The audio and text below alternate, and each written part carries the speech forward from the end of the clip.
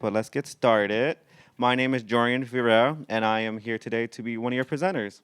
And hello, beautiful people. I'm Mixed Trinity Wilson, and my pronouns are they and them. Well, our pronouns are they and them.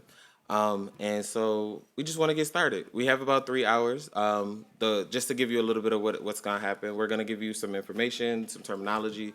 Then we'll flow into more about the intersectionality around being non-binary, gender fluidity, and then we'll have a panel discussion. And if we have time, we'll have something called a healing circle.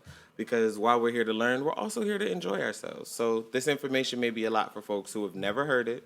It also may be a lot for people who work with people who are non-binary and have never talked about it, but have had questions for their non-binary coworkers. That's just the reality. Being non-binary is not new. The identity is new. The experience is far from that. So we'll talk a little bit about that. But yeah, we'll just wait for folks to trickle in still. But I will say, while we're in here for the next 3 hours, I will say please get comfortable. If you feel like you need to sit Indian style, or you need to take off your shoes, or get comfortable with a blanket. If you need to sit on the floor, please do whatever you need to do to get comfortable because we're going to be in this space together.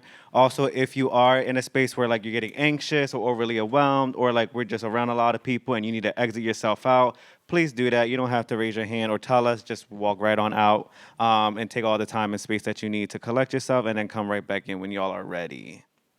Cool. Oh, and also, do you mind if we like walk around the floor with y'all and sit with y'all? Because I like to be very personable with y'all. I like to sit with y'all and be stuff like that. Cool. Great. Love it. Period.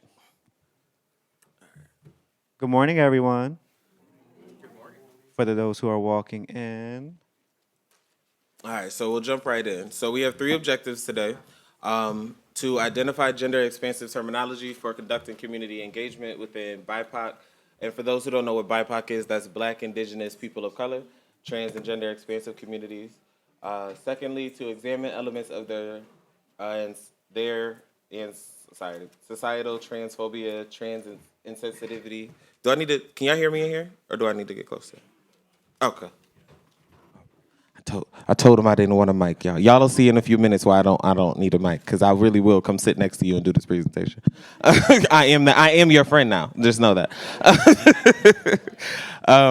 Examine elements of their societal transphobia and trans insensitivity as they relate to the decreased visibility of GNC bodies. Again, for those who don't know what GNC is, that's gender nonconforming. Learning firsthand from trans, non-binary, and GNC voices about their experiences with trans insensitivity, triumph, and trans joy. And us. So, again, my name is Mixed Trinity Wilson. I'm from Philadelphia. My pronouns are they and them. I am the owner of Black Love. That is an LLC in Philadelphia that I started because I saw a need in the community for folks around workforce development. So I do resumes, cover letters, but my business also does sexual wellness consulting.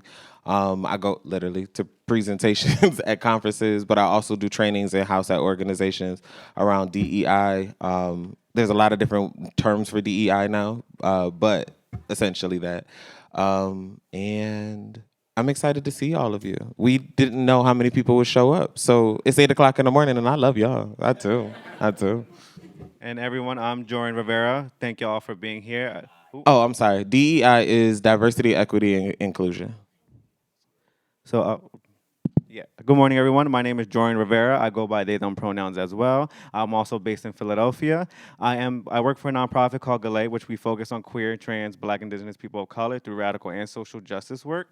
So my main focus is prevention education. So I focus on prevention as far as around HIV prevention, COVID, pregnancy, making sure that linkage to care, any type of services that revolves around prevention. But on the flip side of the coin, I do education work. So that looks like HIV 101, trans competency training, gender curriculum, gender sexuality curriculum, and I do that on a base range from pretty much the toddler all the way up to seniors. So our curriculum is based around the age group. So if I'm teaching a first grade to fifth grade, all information is going to be tailored around the youth, so that way they understand it from their comprehension and not from my comprehension, because it looks a little bit different. But I've been doing the work for almost 10 years. So I've been in nonprofit for 10 years. I started off as a volunteer, and now I'm in management. So yeah, appreciate it. Thank y'all for having us. You turned that? Thank you. So if it seems like we're talking really fast, one, That's we're 40 from inches, by the way. Philadelphia, so we just talk fast. And if we are talking too fast, please feel free to let us know we're talking too fast, because we will slow it down to make sure y'all get what y'all need. Y'all register for y'all pay for this conference like everybody else. We want to make sure you get everything you deserve from this conference. Okay. All right.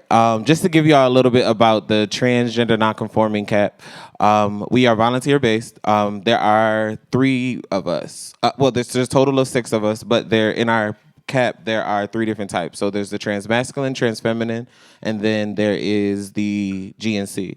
And then we are the constituent advisory panel. We help to make MAC. So the conference is. How many of y'all have ever been to biomedical? How many of y'all have submitted an abstract to biomedical? Okay, so we grade those. So, but I don't want y'all to think that it was me that said no to y'all if y'all didn't get it. So that's why I said it that way. I wanted to preface so that way, because I just started reviewing them this year, so I just want y'all to know it wasn't me. But yeah, so we review the abstracts and the scholarship applications for biomedical as well as for the USCHA, and then we advise MAC on workshops, the institutes, the plenaries, and the scholarships. Love it. Awesome. So before we get started, I always like to come up with some community agreements. These are some community agreements that I came up with. Well, me and Trinity kind of came up with as a total in all. So I'm going to just let you know what our community agreements is. Number 1, no right, no wrong. Can anybody give me an idea what that kind of means? I know, it's 8 o'clock in the morning. It feels like school. Yeah, that's exactly right. There's no wrong answer. There's no right way to ask a question, or there's no right answer or no wrong answer. This is an open space to just talk freely amongst one another. Cool. Also, take up space, take space, give space. It's almost like step up, step up. You know, if you're in a room and you are a person that likes to communicate a lot, be mindful of those who are not communicating and give those people who are not communicating a space to speak up. And if you are taking up a lot of space, recognize that as well. Confidentiality. We're going to be in a space for 3 hours. We're going to talk about a lot of things. You know what I mean? We're going to discuss a lot of things. We're going to mention a lot of things. I'm going to mention my personal life a little bit. This is all confidentiality. What stays in this room stays in this room. You know what I mean? What happens in Vegas stays in Vegas. But what you take out of Vegas, hopefully you learn something. Half thoughts are always welcome. I love half thoughts. We always have half thoughts in our head, and we always think of half thoughts before we complete the thought, before we say it. Just say what you're thinking. You know what I mean? It is what it is. We are here to help you form that sentence with you. And we have a whole plethora of community here today to help each other. And that's what we're going to do today. We're going to help each other, right? All right, that was a little. Are we going to love on each other? We're going to help each other. Yes. Okay. Thank you. Yes, love it. Next, lead with love. I'm a person that leads with love and kindness. That's what we're going to do today. We're not going to be disrespectful. We're not going to hurt each other. If we say something wrong or we mispronounce someone, please apologize and let's move forward with kindness. Thank you. Using I statements only. When I say use I statements only, it means I'm only going to speak for myself only. I'm not going to speak for nobody else. I'm not going to speak for Trinity. I'm not going to say they and I. I'm only going to say if I feel this way, I look this way, I act this way, because I'm speaking from an I statement. Lastly, let's have fun. I know we are here early in the morning, and that's why I ask y'all, please get comfortable. Please, take off your shoes if y'all need to. Take off your badge if you need to. If you need to unbutton a shirt because it's hot in here, please do whatever you need to do to get comfortable and just have fun with us, because we're here to have fun with y'all too. Cool. I'm loud, so I forget to use this. Does anyone else have any community agreements that they want to add to the room before we continue? Yes. Mm. Is it thoughtful? Is it helpful? Is it inspiring? Is it necessary? And is it kind?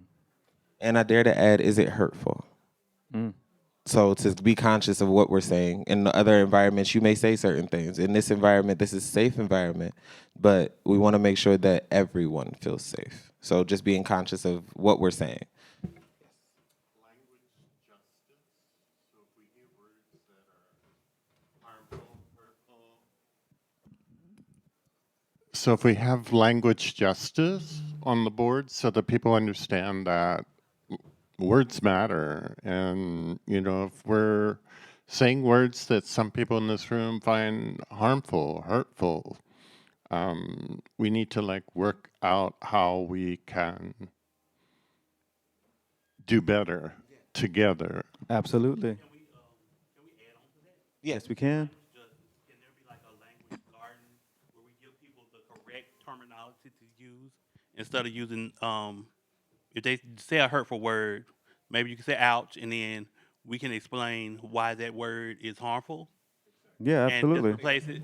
That because just like yesterday, we got some great shit yesterday, but somebody had said people infected with AIDS, and they should have said people living with HIV. So just I Because appreciate it. words mean things, and when we put them in a sentence, they mean a whole lot more. Yes. Anybody else? Okay, we can keep Cool, going. cool, awesome. But also to keep in mind what you said and what you said, throughout the presentation, there will be a slide where we will kind of discuss a little bit more about that. Awesome, y'all. So as an icebreaker to get everybody up and moving, we're going to play TNGC Feud, pretty much. It's almost like Family Feud. I got a sense of 8 questions. I just want to ask y'all. This is almost like a pre-test to see what y'all know and what we're about to get into. So I'm going to divide the room. This is going to be my left side. This is going to be my right side. Sir, you in my middle, so you got to choose a side. You're going to be on the left side. Awesome. Okay. So my left side and my right side, y'all are on teams, and y'all, it's up to y'all to figure out what is the answer. If y'all know the answer, raise your hand, okay? This is just for fun. There's nobody, if y'all win, y'all win. I don't have money to give y'all. I'm so sorry. I'm broke too. You win when you learn, okay? Okay? So, first question is, I asked 100 people. The question is, who I know I am is what? Is it Googling, gender identity, or gender orientation? Who I am, who I know I am. Who I know I am, yes. gender identity. Good job. Okay, 1 point over here for the right side. Period.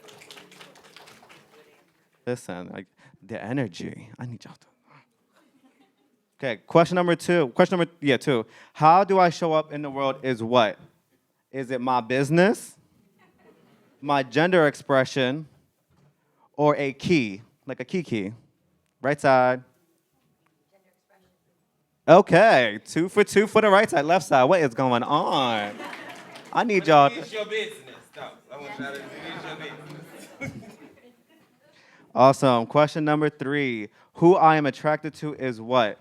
Is it, politics? Is it race? Or is it my sexual orientation? Oh, I see the hands over here real quick. But I heard you. I got you. Sexual orientation. Okay, period. I'm going to give that to the left side because they yelled it, but Yes, 2 you points, wanna make points sure for we both get sides, period. Oh, Oh, they will follow the. Ooh, oh, ooh. oh! Now the energy's here. Huh? Okay. Oh, yeah, okay. The energy The got here. energy's here Yes, now. yes. That. Okay, I love it. One type of way to divide people into distinct groups based on characteristics such as physical attributes is called what? Yes. Okay, look at you. I didn't even say this my multiple questions, but okay, you got that. Cool. Race. He said race. Was that your pronoun? Sorry. Okay, awesome. Yes, he said race. Cool. So we got 2 points for the left side, 2 points for the right side. Awesome. I know my left side and right. I wasn't good. Stop. Don't judge me. Non-binary folks are not transgender. True or false? True. Have y'all played Family Feud before? So raise your Right. hand. I saw a hand over here raised. So yes. False. Yes, it is. Non-binary folks. Yeah, non-binary folks are not trans. transgender is false. They all fall under the umbrella term for trans identities. So 3 points for the left side, 2 points for the right side. Is everyone still waking up? It's kind of quiet in here. What are the gender-neutral pronouns often used by non-binary individuals? Yes, Oh, those hands. they them. I know they quick. They quick, but I see y'all too. But y'all short by a couple seconds. All right, my last question. What is the color of the transgender flag? That's over here. I think it was back there. Yes. What kind of blue? Oh, good job. It's important. It's important. Awesome. Thank y'all for playing. So give yourselves a round of applause. This was pretty much a wake-up call to see what y'all know, to see what y'all giving. Questions like that is just a baseline to see what we already know, what we don't know, what we should be knowing, and what we need to know. Cool. Moving on up. Ooh. Now we're going to get into some terminology. How does everyone feel about terminology? Does everyone feel like they're good with some terms? They know already some terms? Are they ready for some terms?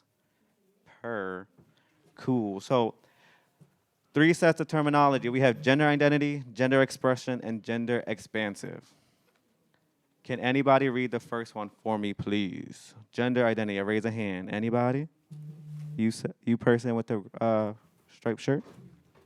Can you read gender identity for me? Oh. That's why I wear my comfy shoes. Gender identity, right? Yeah.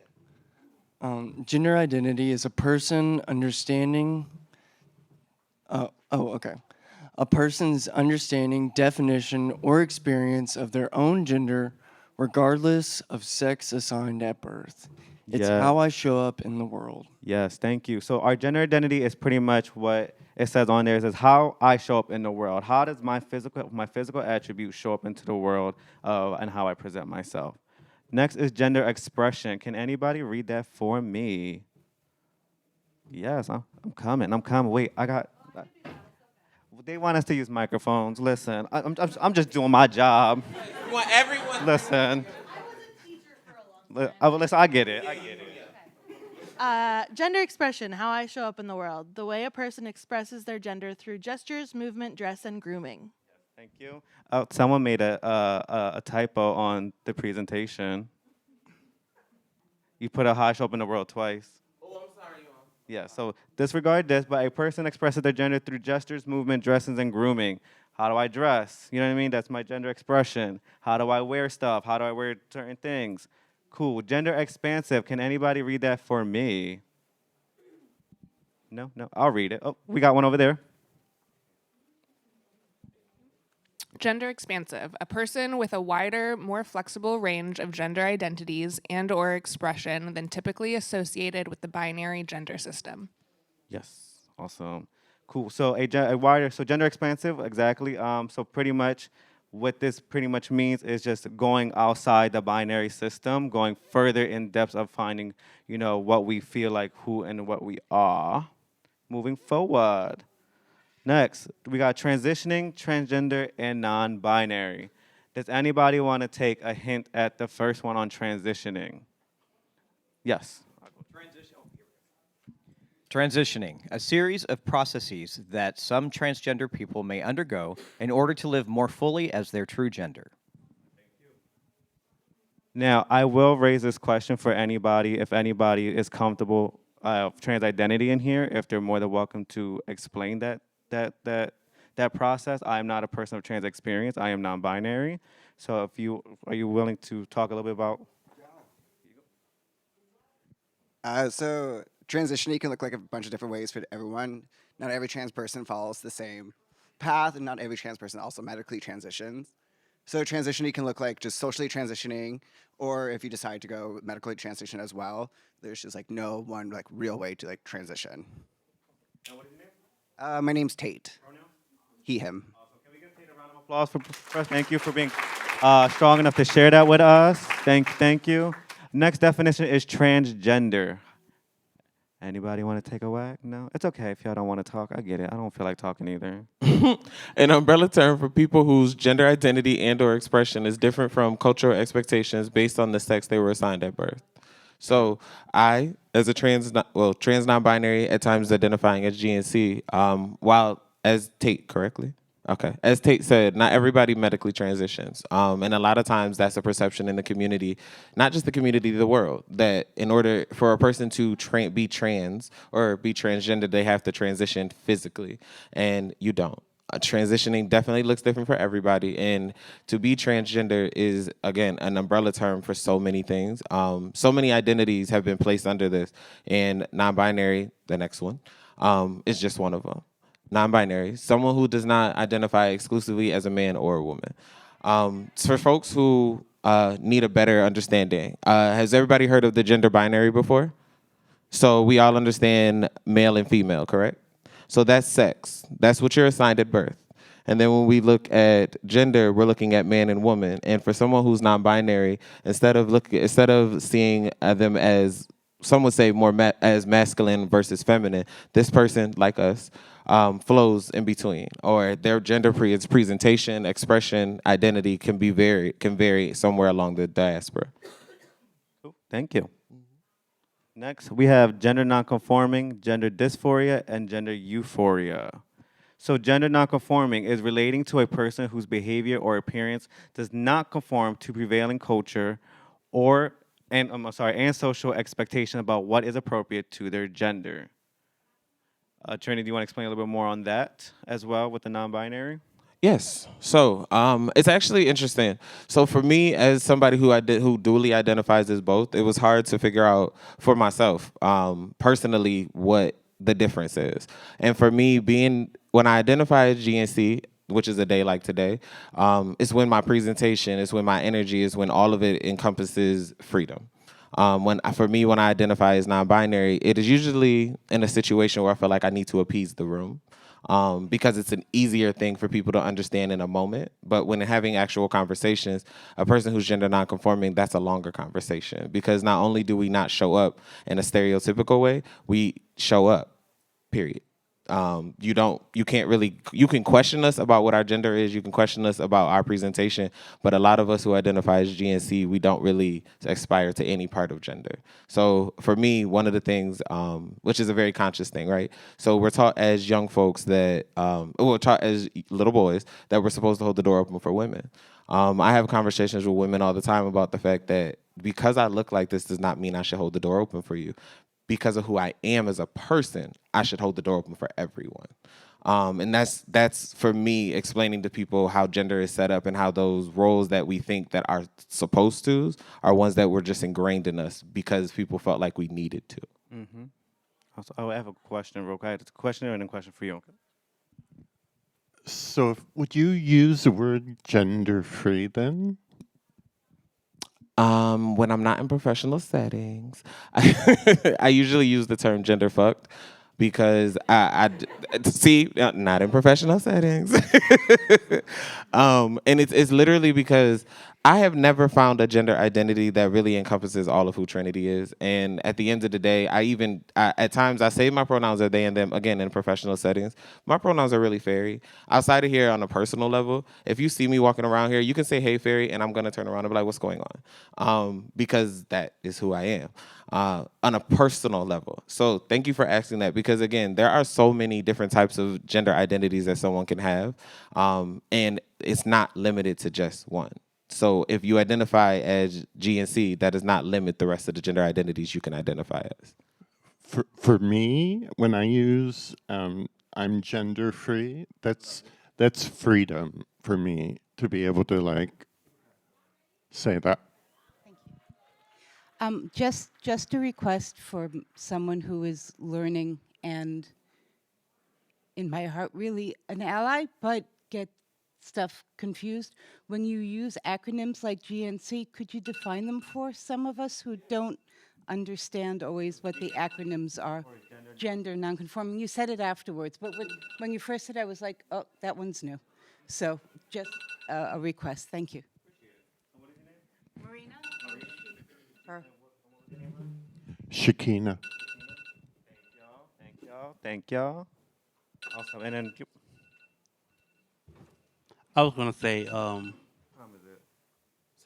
I feel like conformity is making yourself digestible for people who live within the binary, and I don't like to do that. I don't like to label myself for the comfort of others. Come on in. okay. Period. Let's go snap some fingers for that one. Let's snap some fingers. All right, so I'm gonna let y'all know we was human and we was up till like almost 2, 3 o'clock in the morning trying to finish these slides. So as you can see, gender dysphoria is kind of a little wrong too. But please forgive us. We are human. But yeah, our next one is gender dysphoria and gender euphoria. They are I like to call them the gender opposite of one another. So as we all, yes, you got a question? What's up? What's up? I just wanted to say that I'm really related to Trinity about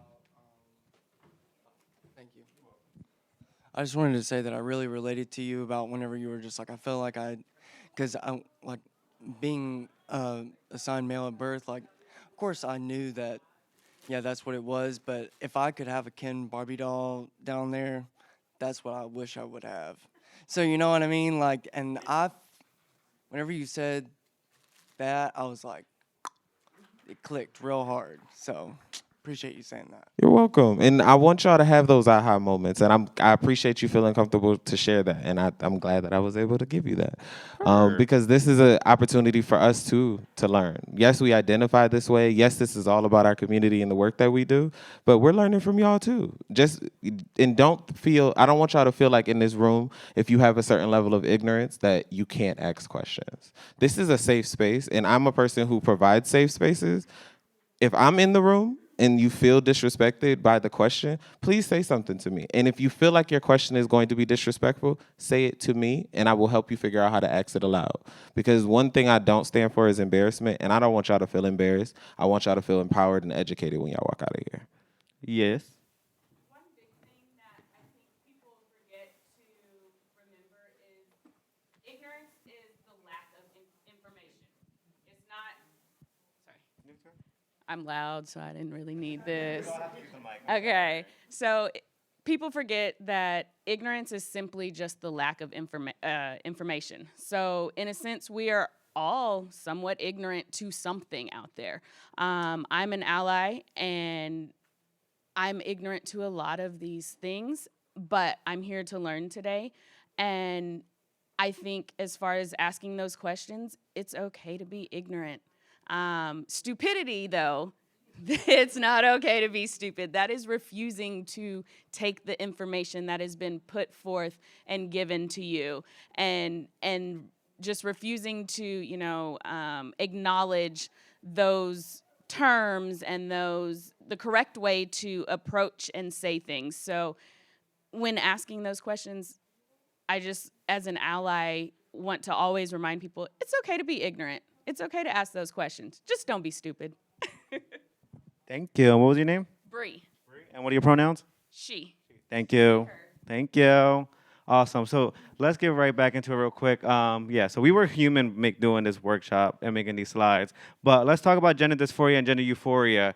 I mean, I'm going to raise my hand if anybody wants to raise their hand that I do go through gender dysphoria at times.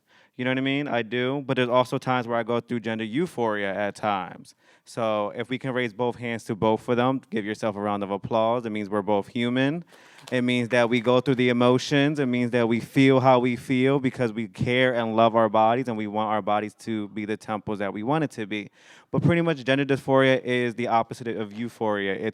It means, disliking or going against how you look or how you feel, and looking at every inch of your body and being like, I don't like this, I don't like that, I don't want this, I don't want that. I'm a person, I'm going to be honest, I'm a hairy dude, you know what I mean? And for a long time, I didn't like the hair on my body because I felt like it made me look weird. I felt like the teen wolf for a hot minute, you know what I mean? Like I look like a werewolf, I don't know why.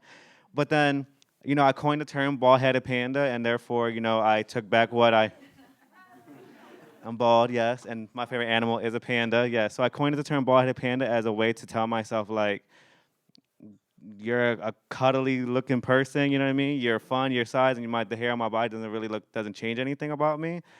It's just an extension of my body, literally. It's just an extension of my body. And then gender euphoria is the opposite, and that's how I kind of switched my dysphoria to euphoria. Now the hair on my body and everything else on my body is everything I love about myself. It's who I am. It's what I was created to be, in the image of, if we believe in the God Almighty, that's the image that He created us to be. If you believe in other religions, then the God that you believe in and the religion you believe in, that's how they created you to be. You know what I mean? And that's how they wanted you to be on this world. So let's try to change all our minds today that we're going to live in euphoria today. In the next few hours, we're going to live in euphoria. We're going to love on our bodies. We're going to love every inch of ourselves. We're going to love every aspect of ourselves, and we're not going to change a thing about ourselves. Can I get a yes? Yes. Can I get a yes? Yes. Can I get a hell yes? Yes. Okay. Thank you. I heard some of y'all curse. I'm proud of you. Awesome. The reason why for these definitions is because we're going to get into the gender unicorn. Has anybody heard of the gender unicorn before? Yes, I love it. Does anybody know what it was before the gender unicorn? and then after the gingerbread man, it was it was the gingerbread man, and then we had the cat, and now we got the unicorn. Cool. For those of you who don't know who the gender unicorn is, this is a good way to support youth and young adults try to identify who they are. So the first one is gender identity, which is starts at the top of the Excuse me. brain. Yeah. One second. Can we pause for a second so people can come in and sit down? I see a bunch of y'all in the back, and it's a bunch of seats. Yeah, I want y'all to be able to come in and feel comfortable. Especially, this is a love letter to black women, and I see women standing. That's not happening in here. Can we give seats to not anybody happening. who's all coming in? Can you provide a seat for those who are coming in, please? Yes, yes. Can you just raise your I ain't hand asking if y'all to there's a get seat? up and give up your seat, but please scoot over a little bit so somebody can have a seat. Thank Yes. you. If there's extra seats, can y'all raise your hand to let them know there's a seat? Over here, there's a bunch of seats. Yes, yes. And there's seats in the front, there's seats in the middle. Please get comfortable. Yes. Awesome. For those who are coming in, thank y'all for being here today. Thank y'all for coming in. Just a quick reminder, my name is Jorian Rivera. I go by they, them pronouns. And this is Mixed Trinity Wilson. They also go by they, them pronouns as well. And for those of you who are still coming in, please get comfortable. Take off your shoes, get a blanket, get a pillow, do whatever y'all need to do to get comfortable because we're going to be here for a few hours. Awesome. Just give a few more seconds for more people to come right in. No? Coming on in, love? Coming on in? No? Cool. Awesome. Cool. Back to the gender unicorn. We're going to start with the gender identity. So gender identity is at the top of the head. So this is how we think. We're going to go at the top. It has female, woman, girl, male, man, boy, and other genders. That's how it starts. We start to think how we think about our gender identity. Next, we go to our gender expression. Like I said earlier, it's the overment of our body. You know what I mean? So how do we express ourselves overly? Do I express myself feminine? Do I express myself more masculine? Am I more in a non-binary aspect where I'm fluid with, am I gender free with it? Am I fluid? You know what I mean? And then we go to a sex sign at birth. That's pretty self-explanatory. If your sex sign at birth is female, male, or intersex. Does anybody know what intersex means? Cool. Great. Love it. Yes. Does anyone feel comfortable giving the definition for folks who don't know what it is? Ooh, good job. Just let me flap my wings. I'll be down in a moment. These shoes hurt. I don't know. I try to look cute. Thank you. Intersex is an individual born with both male and female sexual and or reproductive organs. For instance, you may be born with a penis, but you might also have ovaries with that penis. Thank you. Thank you. Awesome. Physical and emotional attraction is in the heart of it all. So who are we physically attracted to and who are we emotionally attracted to? A lot of people kind of get those put together a lot with physical and emotional. I could be, physically attracted to somebody, but I don't have to be emotionally attracted at the same time. And the same and vice versa. I could be emotionally, but I don't have to be physically attracted. So sometimes that is kind of like a blurred line a little bit, but as long as we understand this is what I'm attracted to, but this is what I emotionally fall in love with, can be two different things, or it could be the same thing. Cool. Does anybody have any questions? I know I've been talking a heck of a lot. Yes, I know you had a question. Are your slides going to be available? Yes, they will be available, love. Yes. These slides will be available for everybody, and if, just come see me or Mixed Trinity, and then we will be able to support y'all on getting these slides. Cool. So we're going to get into our first little activity that I want y'all all to do at your chairs with amongst yourselves. It's going to be about a few minutes, maybe like 2-3 minutes. I want y'all to find your gender unicorn. I want y'all to sit with yourselves and look at the gender unicorn and see, draw a mental picture in your head and see where you stand in those lines. You don't have to talk about it. If you want to talk about it, raise your hand. If you don't, that's perfectly fine. This is just a space for you to possibly rediscover who you are, maybe confirm who you are. Maybe, do I see myself this way? Do I not see myself this way? These are all interpersonal questions that, sometimes we have to ask ourselves, when we're trying to figure out who we are. Yes. So it actually can be a lot to kind of unpack, especially with my age. I wasn't given any of this language. Mm-hmm. I also didn't have any representation. So like some of these things are still kind of enigmas for me. Like I'm still unpacking this stuff, and, Yeah. and it can be difficult because, especially when you kind of just grow up in a place where, well, this is just what I am because this is what you've been presented with, this is what you're assigned. These things get pretty concrete over time, and now for me, like it's hard to kind of parse out some of those ideas until you get taught like this is the difference between physical and emotional attraction. That can be a big thing to you that can help you kind of untangle some of that stuff because Absolutely. because if no one talks to you about the difference between emotional and physical attraction, you don't know that there's a difference, and you might not recognize that without that help. So like it's really important to kind of be able to break yourself down into these pieces, and it can be a lot of work and it's not fun sometimes, but the results are the important part. Absolutely, and thank you for sharing that. Yeah, so like you said, the gender unicorn is it's a lot to unpack for one person because you literally have to dive in. But this is just a really like baseline information to start you get on that journey to self-discovery. And like you said, it's very concrete on a lot of things that that are set in stone. But that's why me and Trinity are here today to support all of y'all and like, maybe breaking that concrete, floor or that concrete wall, or just supporting y'all and asking questions and answering questions that might better support your own journey and your own identity. That's what we're here for. We love y'all. Thank you. Yeah. Love you. Yes, you have a question? And you have a question.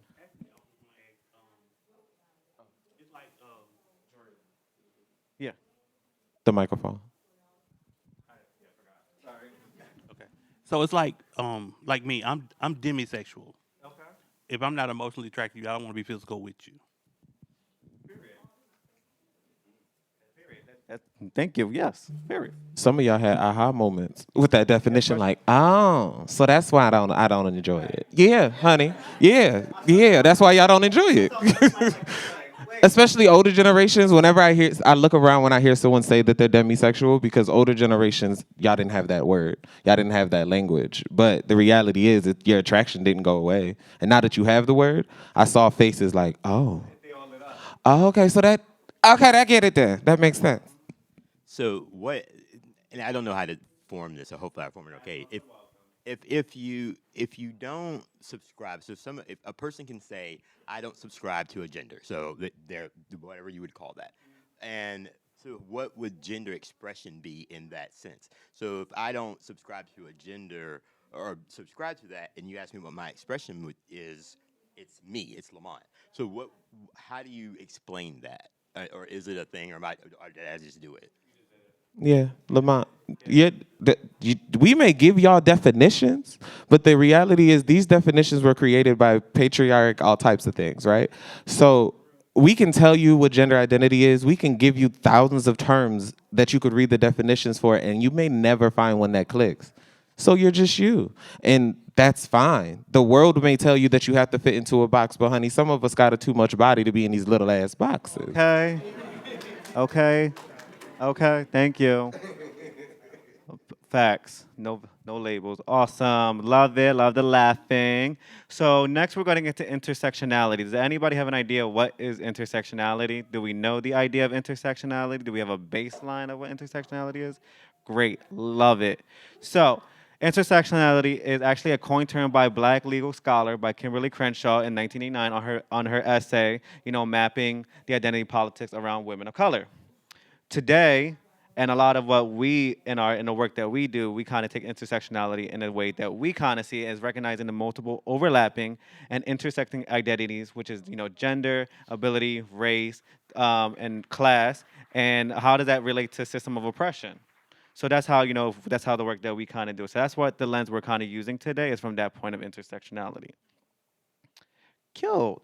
A little bit more terminology, because we all love terminology. Next is race, sexual orientation, and gender modality. So I'm going to go through these real quick. The reason why I did have y'all talk about intersectionality is because race is also very important to that. We all are people of experience, and a lot of us are, Black and brown and Afro-Latinx of experience, and sometimes walking that life of intersectionality is pretty rough. depending on how we look at it. So race is pretty much an umbrella term for people whose gender identity and or expression is different from cultural expectation based at the sex they were assigned at birth. An sexual orientation, who we talked about earlier, is who I am attracted to, the unique pattern of one's sexual attraction, identity, and or behavior. And then we have gender modality, a term used to describe whether or not and to what extent a person's given gender were born matches what gender that person feels they are. How many people have heard of gender modality? Only a few people. Great, cool, awesome. Well, I just learned it yesterday, so we're in it together. But yeah, when I learned about this, I thought it was very important that we kind of like share this information a little bit because gender modality is pretty much understanding the difference between cisgender and transgender. And people kind of get those are confused. So your gender modality describes whether your gender identity corresponds to your sex assigned at birth. So cisgender means for example, a cisgender woman gender modality is cisgender, or her gender identity is a woman. So that means she's a woman and she's born a woman and she identifies as a woman. Where a transgender is a little harder to explain because for some people who don't understand is because it's both a gender identity and gender modality. For example, a woman who is assigned male at birth may have a gender identity of a trans woman or or woman in general. So her gender modality may be transgender, not cisgender. So that means even though she was a sex sign male at birth, she identifies as a woman and is claiming to be a woman. So that's how we present to her, and that's how we go about it. So therefore, she's a woman, not a cis hetero woman. Cool. She could be a trans hetero woman. Cool. And next, we're gonna go into. Ooh, sorry, I'm moving too fast with my fingers. I got Twitter fingers right now. Sorry. Next, we're going to move into institutional and interpersonal oppression. Please take a moment to look at this. This is going to be a little bit more interesting.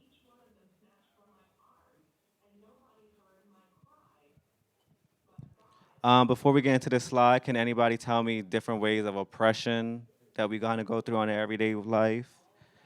And how does that look like as individuals? I'm going to take one person for individual, one person for institutional, and one person for interpersonal. Well, I do institutional. Wait a minute, no, I do structural because I want to talk. I wanted to say redlining is a structural thing because it limited the ability of Black people to buy properties that were not in so-called well-known or profitable areas. So I meant the redlining. Which one are you going to do for me? Individual, thank you. People's individual biases that they have that are subliminal or implicit or underlying that they have to work on identifying, and a constant thing for everybody to do. So we all make snap judgments because we have to, and our brains are wired that way, and we look around, we see people, so we always have to be working on our biases. So for institutional, could be like medical facilities only having male, female options and medical records, or having only Black, white, Asian, and not having multi-ethnic choices in,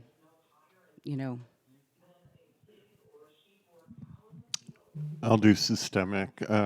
Maybe the EHR, the electronic health record, does have the capability of like having someone's chosen name, preferred name, but having a provider who chooses not to use it. And please take a few more moments to think of different ways these types of oppression can show up, how they manifest, and also in the ways, and like also while you're thinking about that, like think about like ways, yes. Okay. Okay.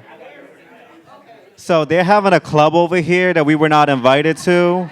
So for anybody on this side, if y'all can speak up when you're on microphone, because my crew on my right-hand side is listening to the club outside the wall, right? And they're like, listen, I can't get in, but I'm gonna dance to this, like, I'm gonna keep going. But yeah, if we can just speak up for those on this side that can hear us better, that would be great. I will do my best to speak up as well. Thank you for telling me. I appreciate it. But y'all, if y'all, they get to just be like, yo, I'm trying to learn. Dang. Yeah.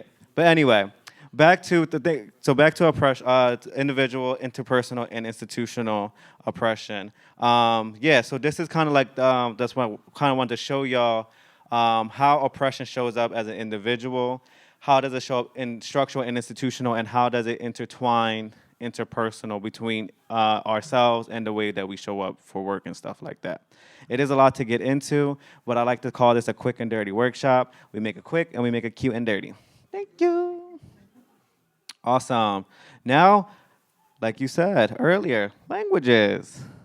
And this is where Mixed Trini is going to take over and help us learn some new languages. I'm back. I know y'all missed me. So, actions speak volumes. Action speaks louder than words. The purpose of this is for us to have a conversation about the best practices. So we all know what works for us. We do. The thing is, when we go into these medical offices and we're providers, for those of us who sit on the side of the desk where we're giving people services, we have to check a lot, right? Every day. Even at home, we feel like we still have to check it because we don't want to slip up. So when we think about that, not wanting to slip up or make mistakes, or if we make mistakes, as Dorian said, when it comes to pronouns, if you mispronounce someone, apologize, keep going. So the first one, don't assume. When you assume, you make an ass out of you and me. Do y'all see why I'm the one doing this one? When you assume, you make an ass out of you and me. It's really just that. When you make the assumption about someone's life, you potentially are putting it at harm. When you make the assumption about how someone operates, especially in the medical field, a lot of times GNC bodies are oftentimes not diagnosed correctly. We're not asked questions about how we're having sex. We're just assumed that because we were assigned male at birth, that this is how we're having sex. And the reality is there are a lot of folks who are assigned AMAB that aren't GNC, but that are GNC that are having sex in ways that aren't being talked about. What about, there's this new position called side, folks who aren't even having penetrative sex anymore and still getting gratification, and those people are not being talked about. Those people are having oral sex like crazy, but we're not asking them to swab the back of their throats when they go in to get these tests. So we have people spreading I don't like to say super gonorrhea. We have people spreading gonorrhea and all of these other STD. That's what the people call it. And it's a reality that no matter which population, and I'm an HIV tester, so when I'm testing people, especially black women, especially transmasculine folks, they're not being asked the questions that they should be in terms of their health. They're not being asked how they're having sex. So as a GNC person, we aren't being asked if we're having sex, and we're not asked how we're having sex. So again, don't assume. Don't want to drag it out. Acknowledge what you don't know. It's okay. Was it Bree in the back? Yes. Bree said it real plain, y'all. Ignorance is all right. See, the thing is, I think a lot of us were brought up with ignorance is bliss, and that probably came from somebody who didn't have their shit together. And I'm just going to call it what it is, because ignorance is not bliss. It is a lot of fun to learn. Y'all are in here laughing, joking, and y'all came in here, all of us came in here ignorant, but we all enjoying ourselves learning, correct? So whoever made that, probably real ignorant for making it. And then honor, name, and pronouns. We talked about it. Nobody's been disrespectful. We intentionally making sure when you speak, that we ask you your name, we ask you your pronouns, because if someone wants to refer to what you said, then we want to make sure you're being respected, even in that. Intentionality is everything. Respect confidentiality.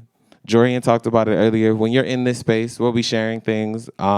We haven't even delved into mental health, and the reason why is because this panel is probably going to talk about it. So I ain't going to be heavy for you, because they got their own stories to tell. So again, respect confidentiality. The stuff that you're going to hear from these people up here, that you've heard from your peers in the crowd, be respectful. If you have questions about it, that's very different to go to them privately. But to go around and spreading people's business, anyone who works in the HIV field, y'all know better. And we know that we shouldn't be telling other people's business, because here's the reality.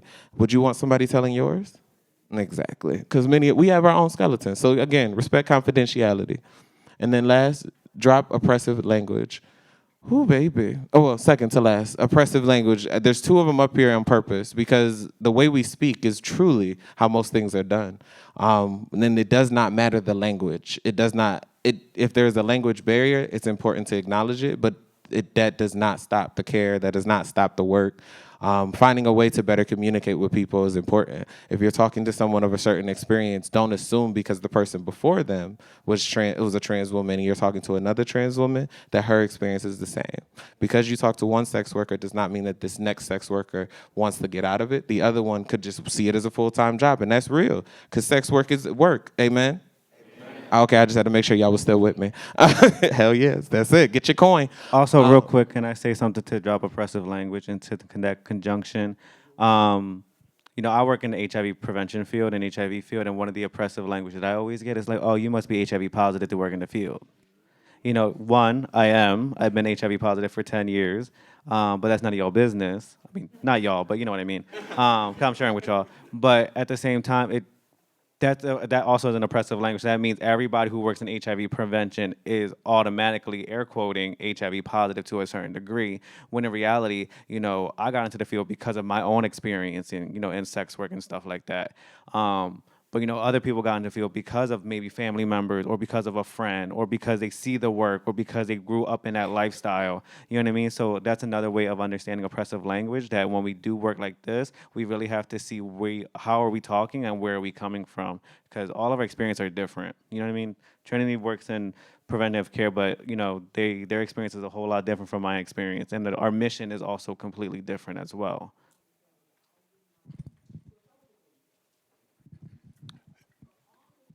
Trinity, when you were bringing that up, I often will say to people, have curiosity, you know, because there is a spectrum, and being mindful and respectful of everyone's experience requires curiosity to just ask.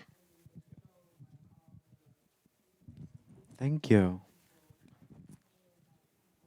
Another part of language justice is also recognizing that all spaces are not English speaking and dismantling white supremacy as it shows up in spaces where English may not be the dominant language. We have to dismantle that.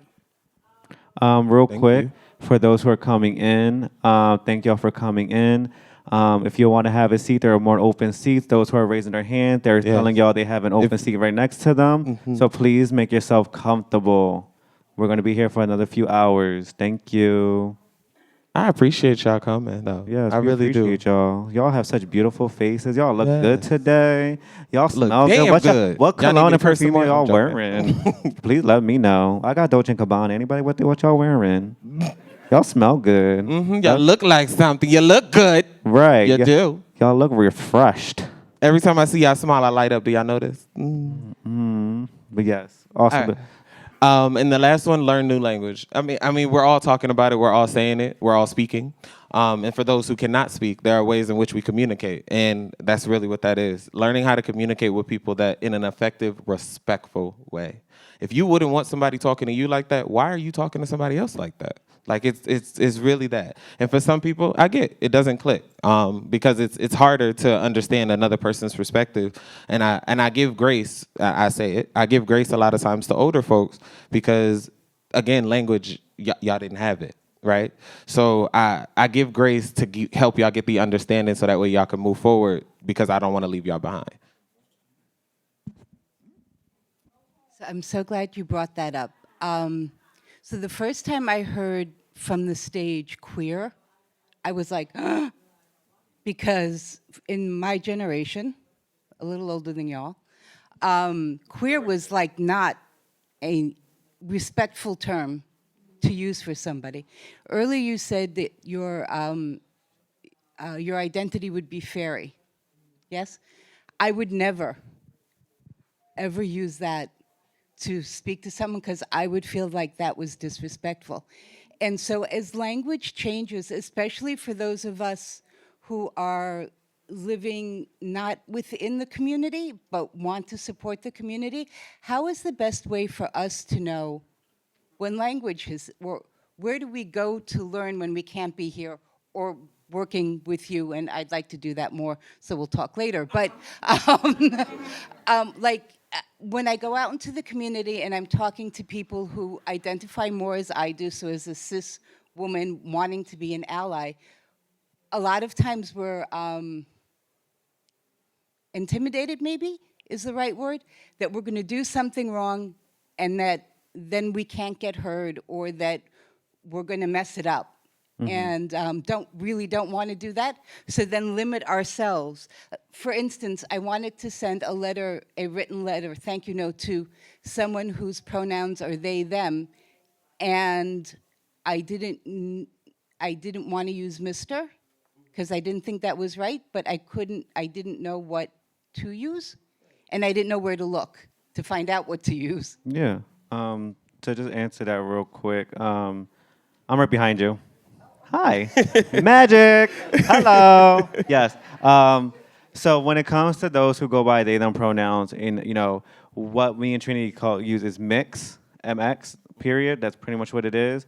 Or a lot of teachers who are non-binary use teacher, use the teacher and then their name, teacher Dorian, teacher Trinity, you know what I mean? We're kind of trying to erase that binary limitation, or just calling them by their name. So if you're going to write a letter, be like, hey Trinity, how are you today? What's going on? We don't have...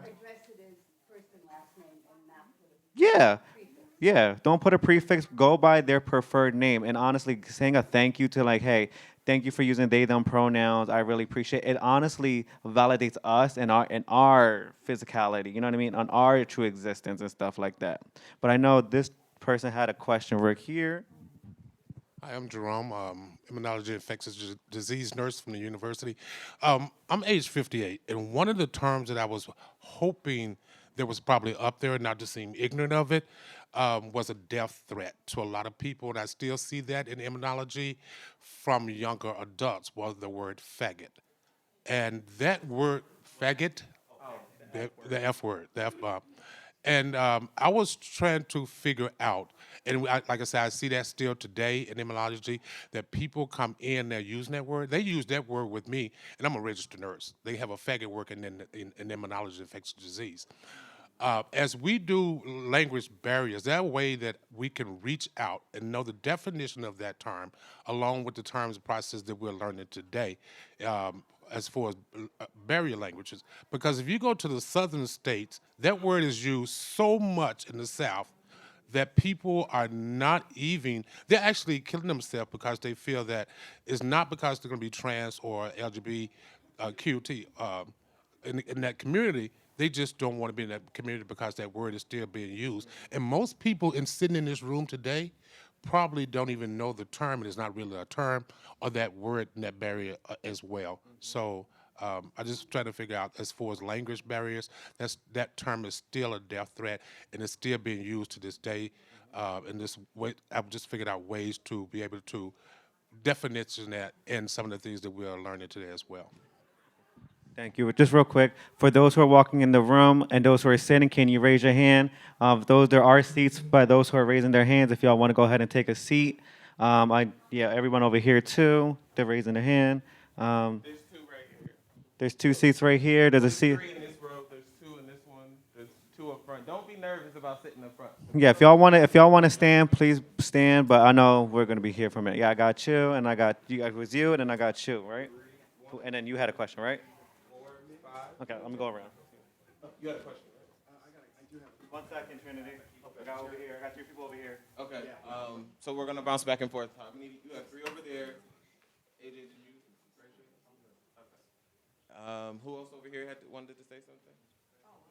Okay. And then over here, did anyone? Okay, so we'll do the 3, and then I'm gonna come over here. I'm Lily. My pronouns are she, her, they, them. I am gender fluid. Just to say to the allies that are in the room, I know you're talking a lot about language. A lot of the language that you're hearing within the LGBT community, we're taking back. So the word queer, we're taking that back as ours. So as an ally, should you use it? No. Should you use faggot? No. Those are, because I see my gay male friends, they use the word faggot, but it's theirs. It's for them to use, not for allies. So that's what I want to say. Just if you hear someone in the LGBTQ community use these words, be aware they're probably just taking it back, taking the power away from it to harm us and using it for us. I'm gonna answer your question too, but I just want to try to get around. I just want to piggyback on what you said. I'm in South Carolina right now. I've been down here for about 28 years, but I'm originally from Philadelphia.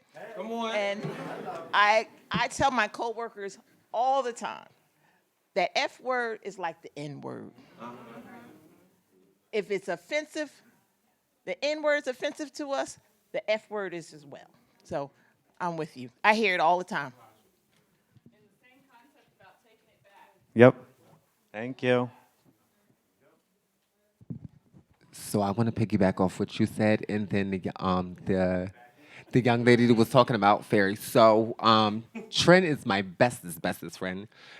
When I was learning Trent's pronouns and they told me fairy, I thought that was the coolest thing because when you talk about taking back something, try getting mad at someone and calling them a fairy,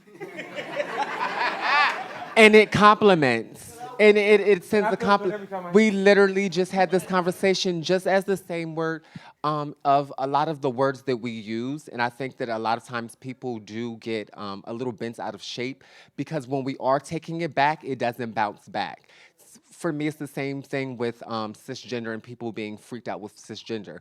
You're freaked out because you now think that the community has now found a word to turn on you. So it is the same.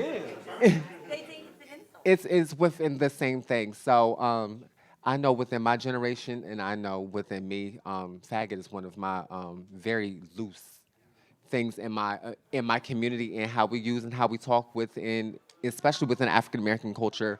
Definitely being in Philly, like this is just literally how we talk, and it could just be. It's in terms of endearment. It's just like for those who use the B word. It's very much, it's all in the context in how you use it. And it is not, again, for everyone. That's all I got. Thank you. Thank y'all. Thank you so much. I'm just going to piggyback on what everybody's saying here. Continuing the piggyback ride. But I also want to say that I want to thank people for coming up and saying and speaking out about reclaiming, because that's the power. Like I'm so glad that the B word just got mentioned, because that has been pulled back. That was taken back by women. Yep. You know, and that's their word. But we have to remember that these things are still very personal to the lived experience, because I'm not okay with an F-bomb. And I don't think I'll ever be okay with an F-bomb because of the time period at which I grew up. Like, I absolutely do love fairy. Like, because when she first brought it up, like that one really struck a chord with me. I was like, oh, I didn't even think about it when you said it, because I'm so far removed from that now because of my perspective. But I grew up in a time when fairy was definitely something you said to hurt someone's feelings, and to turn that back around on them and be able to say, oh, thank you, that's dope. Awesome, thank you. So I'm gonna piggyback off this train continuously. Because some of the new languages that we have to learn is now the difference between an ally and an accomplice. The difference between an ally and an accomplice. Does anybody know the definition of an accomplice? Mix Renee. So this is how I do it. Ally is self-proclaimed. Ally, you could be sitting at home eating your hot dogs or whatever, talking about, I would be at that protest and tell you what you would do. That's an ally. That's self-proclaimed. It has no vetting, no practice within it. Now, accomplice, that one helps you tear down some shit. And that's what accomplice is, or co-conspirator is. They may even have you some bail money. But that's an action. We need that action. We don't need that ally shit. You sitting at home eating ice cream while somebody protesting, talking about you an ally. No, we don't need that. We need you to show us some action. Be in that fight with us. Use your privilege to protect a trans person. That's what we need from you. Yes. So the way I'm gonna come around for y'all. So the way I see it in the ally versus accomplice, an ally is someone who reposts your stuff on social media. It's someone who's like, yeah, girl, I'm gonna post it and I'm gonna buy something, but don't buy nothing. You know what I mean? Or is it be like, I'm gonna show up or I'm gonna donate money but not show up? You know what I mean? It's doing the bare minimum when it comes to an ally. An accomplice is somebody like what Mix Renee said, is someone who's going to go out there and possibly take the bullet for you if you're at a protest. Is willing to go to jail for you. You know what I mean? Is willing to put their money to bail you out. You know, so now the new word I want y'all to understand is the word accomplice. That's your word for today. And understanding the difference between an accomplice and an ally. However, to go off of what you said, that's pretty much what is pretty much understanding. But to use the F word in clinical settings is not the way to go.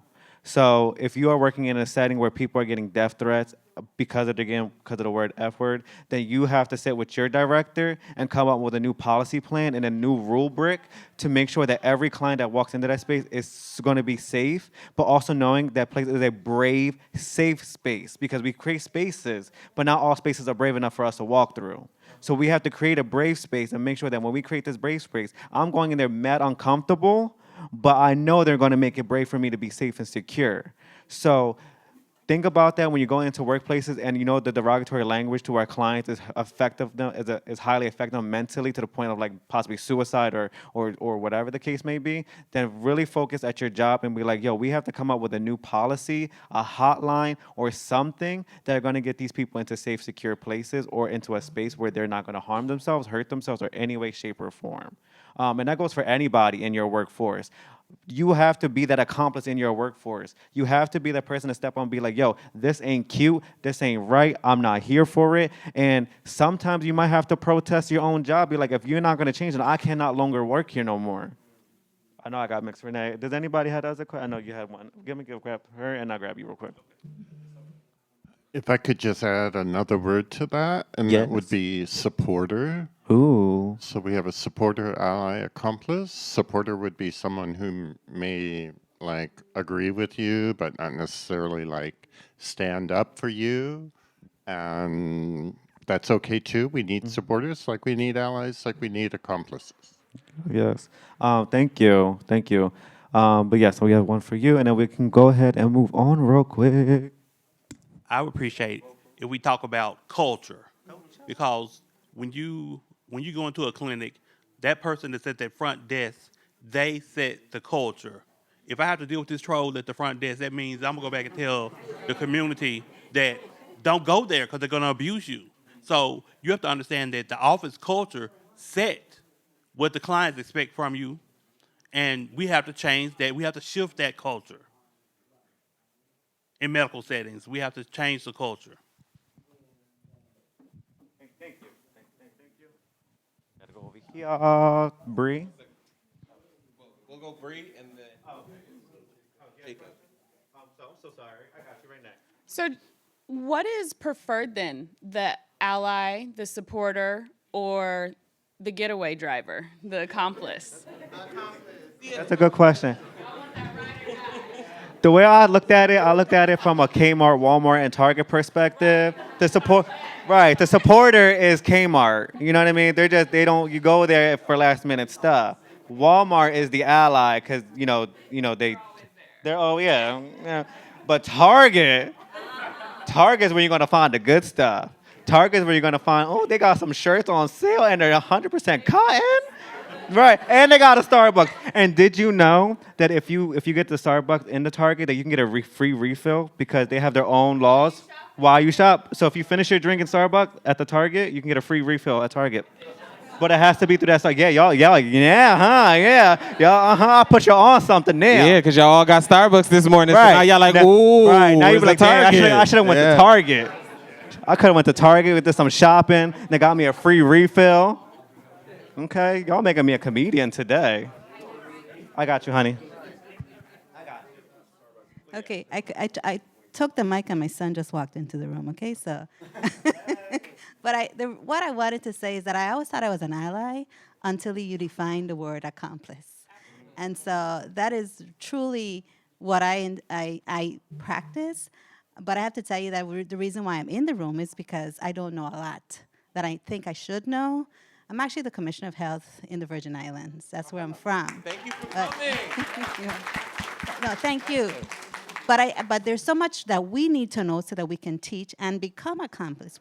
If we don't take the time to learn, then we're not going to be able to be accomplices. So we have to be able to gain. So that's really why I'm here. So thank you so much. Thank you. And what was your name? My name is Justa Ortita Encarnacion. Nice to meet you. What's your pronouns? She, her. Awesome. Thank you. Give a round of applause for Tita one more time for the Virgin Islands. And then we have one more comment over here, and from two. Who else had their hand up? Right here. Jacob, and then okay. Oh, hi. All right. I really do appreciate us bringing up the discussion of the F word because, yeah, the bullies in high school and college, yeah, that word hurt like hell. And so now, like in my friend setting, I use it really, really loosely, and I've actually forgotten the power of that word and how much hurt it has and how much hurt it brought to the community. And so it's making me really rethink how much I may use that word. And so thank you. Thank you. Thank you for bringing that up. I really appreciate that. Yes. So, even being in the community, that word hurt me, but I got to reevaluate it. So thank you. I just want to say really quick, just to be a little bit more gentle on the people who are wanting to be accomplices. There's gentler ways you can do it. You don't have to be the bail money. You don't have to go to jail. Vote. Stand up. That's number one. Vote for people who are not going to harm the LGBT community or all the marginalized communities. And also just correct people for them when they're not present. Stand up for them when they're not there. Practice their pronouns at home. I always know when someone is not practicing my pronouns or they're not practicing my preferred name because they're slipping up. That means they're going home and they're using what they used to use. They're not practicing. Practice it at home. Make it more comfortable for them, even if you're uncomfortable. And I will say something I did that's very small. No one needs to do this, but in my phone, anytime I get a new contact, I put their pronouns right next to their name. So anytime they text me, it's going to say Trinity, they, them. You know what I mean? That's one way I'm always going to learn their pronouns, no matter if they call, no matter if they text me. Anytime I see their name, their pronouns are they, them. The same way with my family. If my mom calls, it says she, her on it. It's just a way. That's a small way to start the change. You know what I mean? Because it starts with us and it moves forward with anything else. Cool. So thank y'all. I want to push back on you for that because we're in here learning. That's not small. That's huge. And I want you to know it's huge as another non-binary person because of course, I have your phone number. I've seen that in my phone for months and didn't know why you did it. But to know that you intentionally make sure that you respect people every time that they call your phone. Every time. That's a big thing to do. People don't take the time to think to do that. So thank you. I mean, we all have iPhones. So, I mean, if you really go into the context, it says name, last name, company, preferred name, nicknames, and stuff like that. Oh, I'm sorry.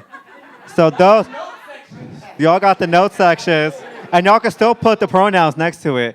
But no, like I usually, anytime somebody gives me their information, I always go for their preferred name. You know what I mean? I don't care what your name says on your ID. I don't care what you was born with. You came to me with this name, I'm going to go by the name you were given to me. Same with Lily, same with Trinity. If y'all came to me, hey, my name is Lily. Okay, what's up, girl? What up? What we gonna do today? You know what I mean? It's Lily. You know what I mean? I don't know anybody else besides Lily. Cool. Awesome. Great. Love it. Any questions? Yes. And there are no dumb questions. Yes. So please, if and you half have thoughts them, are welcome. While we're asking the questions, can our panelists please come sit on the stage for me? I actually don't have a question. It's more of a comment about pronouns and verbs. Just kind of wrap up a few of the comments that were made.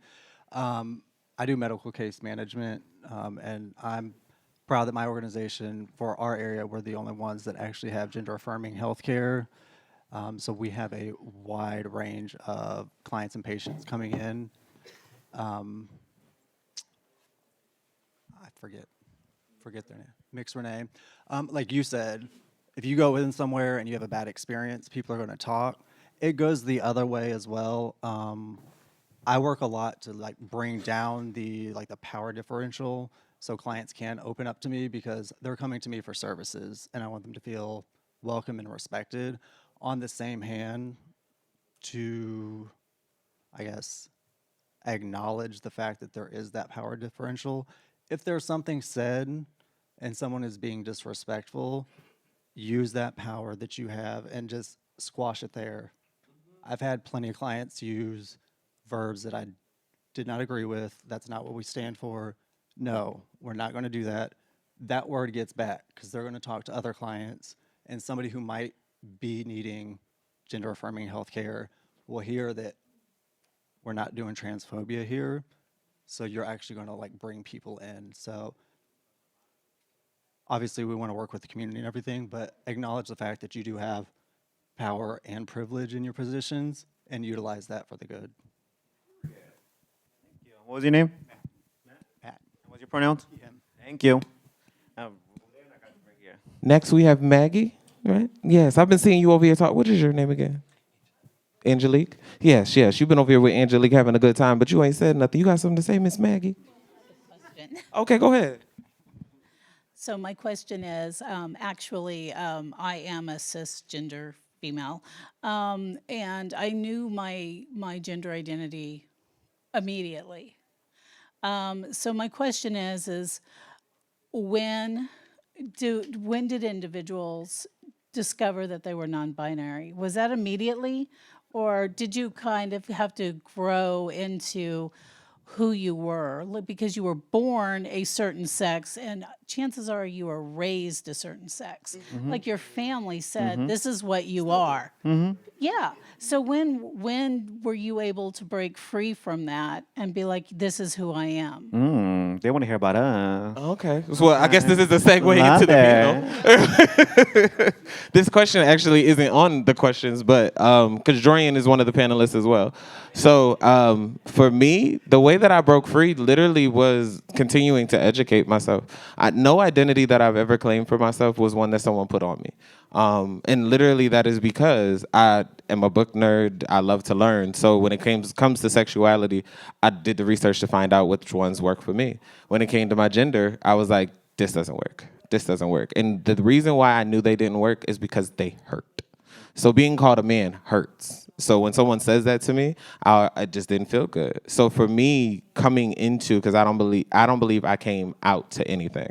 I believe I've always been this. So coming into me, I think the part that shifted me to identifying aloud as non-binary was that I started to love me above everybody the fuck else. And once I started to do that, it's understand that as a GNC person, to identify that way out loud, knowing the oppression that your trans siblings have already gone through, to stand in who they are, and then to say out loud that you're a part of that community, especially being a part of the community and the community doesn't understand it, and then the community outside of that community doesn't understand it, is very bold, very, for some people, too much. But I believe that if I'm doing too much, you might not be doing enough. And that's not shade. Because to stand in who you are is too much for some people because they're not them yet. And that's everybody's process. But for me, again, it took me knowing that I needed to love on me more than I was loving on everybody else. Because I can walk through, and even talking to Jorian, we helped each other identify as non-binary. But the reality is that I had to sit at home by myself with it. So I had to learn love me without anyone around. And for me, me coming out as non-binary was just honestly tackling my own shadow work and my own self-healing, and understanding I grew up in a very Puerto Rican Jehovah Witness household. So like for me, all right, y'all, all right, relax. Dang. Couldn't even get the fence. Oh, dang. Yeah. So for me, like I grew up in a very like toxic household where like the masculinity was strong. You know what I mean? And like the feminine role was like my mom was able to work, but the cooking, the cleaning, to take care of the kids, and But over time, I also found myself around women all the time, trans women and women in general, and all experiences, including my mother, my aunts, you know what I mean?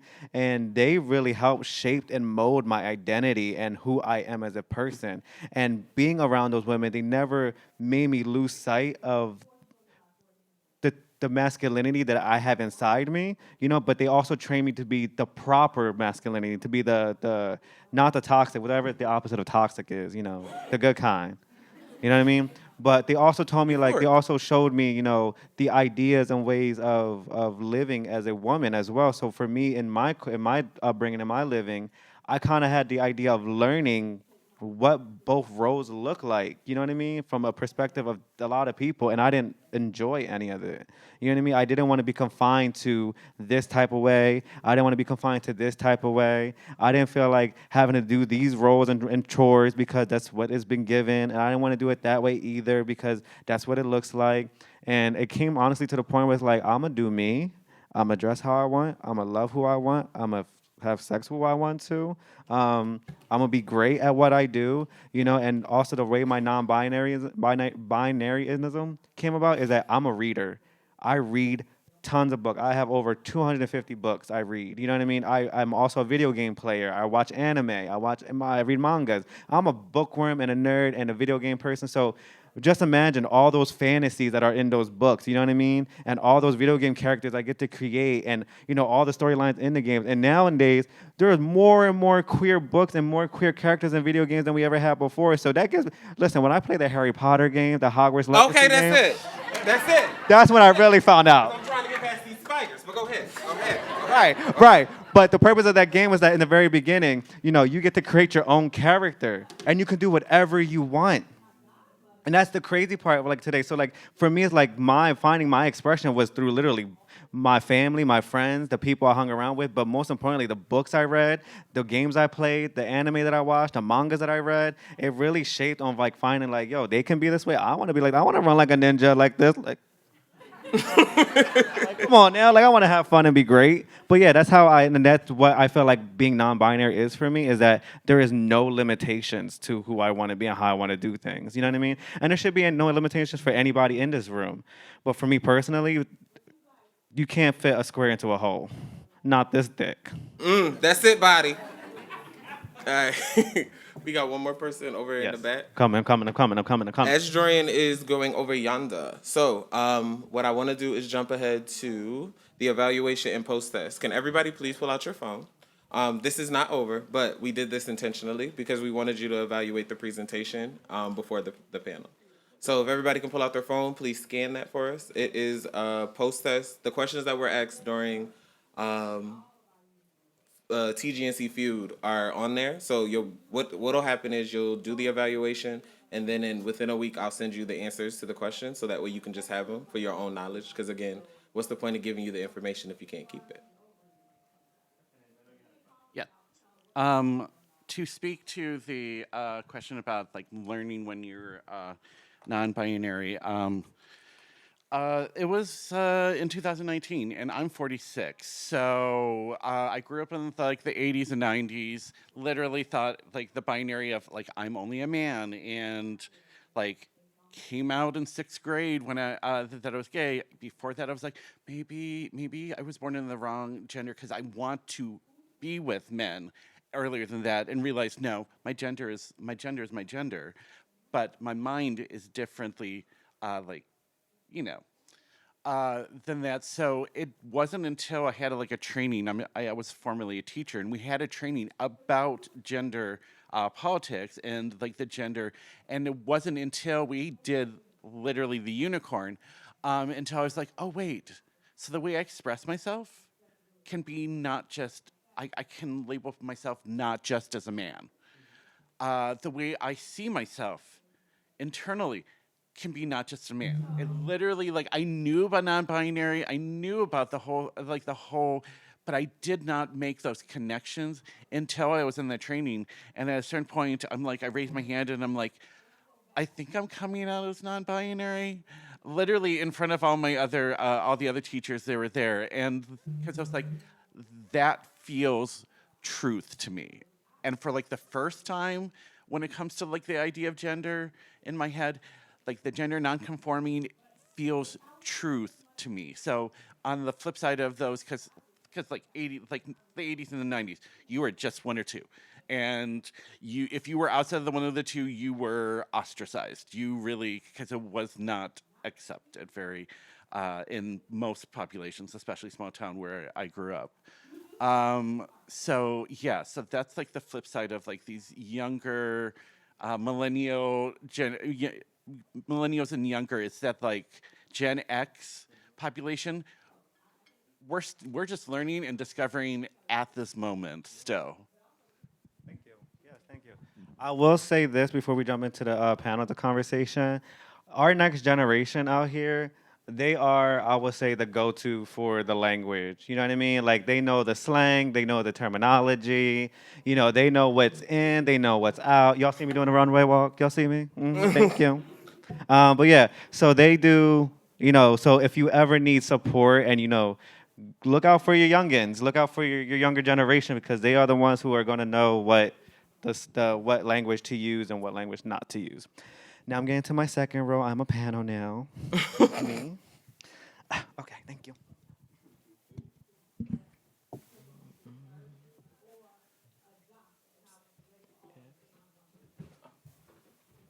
You really, I love how you completely converted too.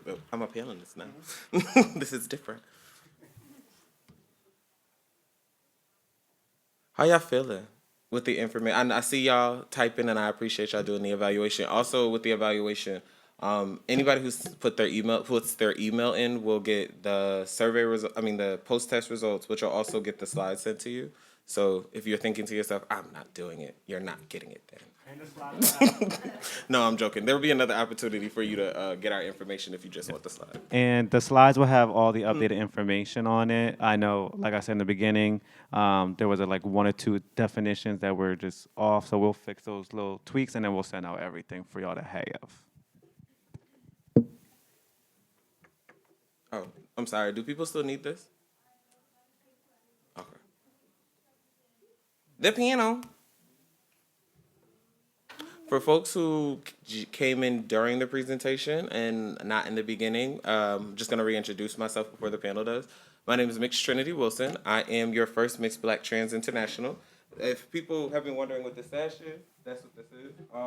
Mixed Black Trans International is a pageantry network that I went to the Black Trans Advocacy Coalition conference this year for the first time. An amazing experience. Anyone who's Black and trans, you heard the name Black Trans Advocacy Coalition, just Google it now. Just Google it now. It's in April. It's an amazing opportunity for Black trans folks to come together to not just build community, but to learn from each other, to pour into each other. And when I say Black trans folks, that is including GNC and non-binary people.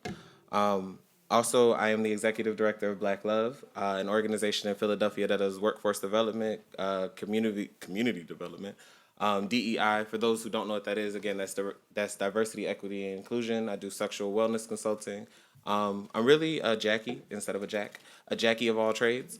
So if you need me to do anything, I probably can, or big on resources, no matter what part of the world you're in, I probably can find the person that can help you. But to jump right in, can I have my panelists introduce yourselves? Got the microphone. Can I have my panelists introduce yourselves? Can you say everyone your first and last name, the organization that you represent, because I know some of you represent multiple, and your pronouns and why you decided to be a part of this panel? Start down there. Yes. This is also an intergenerational panel. Mix Renee, because I'm big on the show. Mix Renee was at Mix Renee was at the BTEC this year, and well, probably years before that as well, but I wasn't there. But this year was the first year that I met Mix Renee, and again, we talk about representation being important. Mix Renee was the first GNC elder that I had ever met, and I told Mix Renee over a month ago, I said, I'm going to this conference and I'm doing this panel and I need you to be on it. And my boyfriend and I, that's the one in the middle, AJ, he'll introduce himself.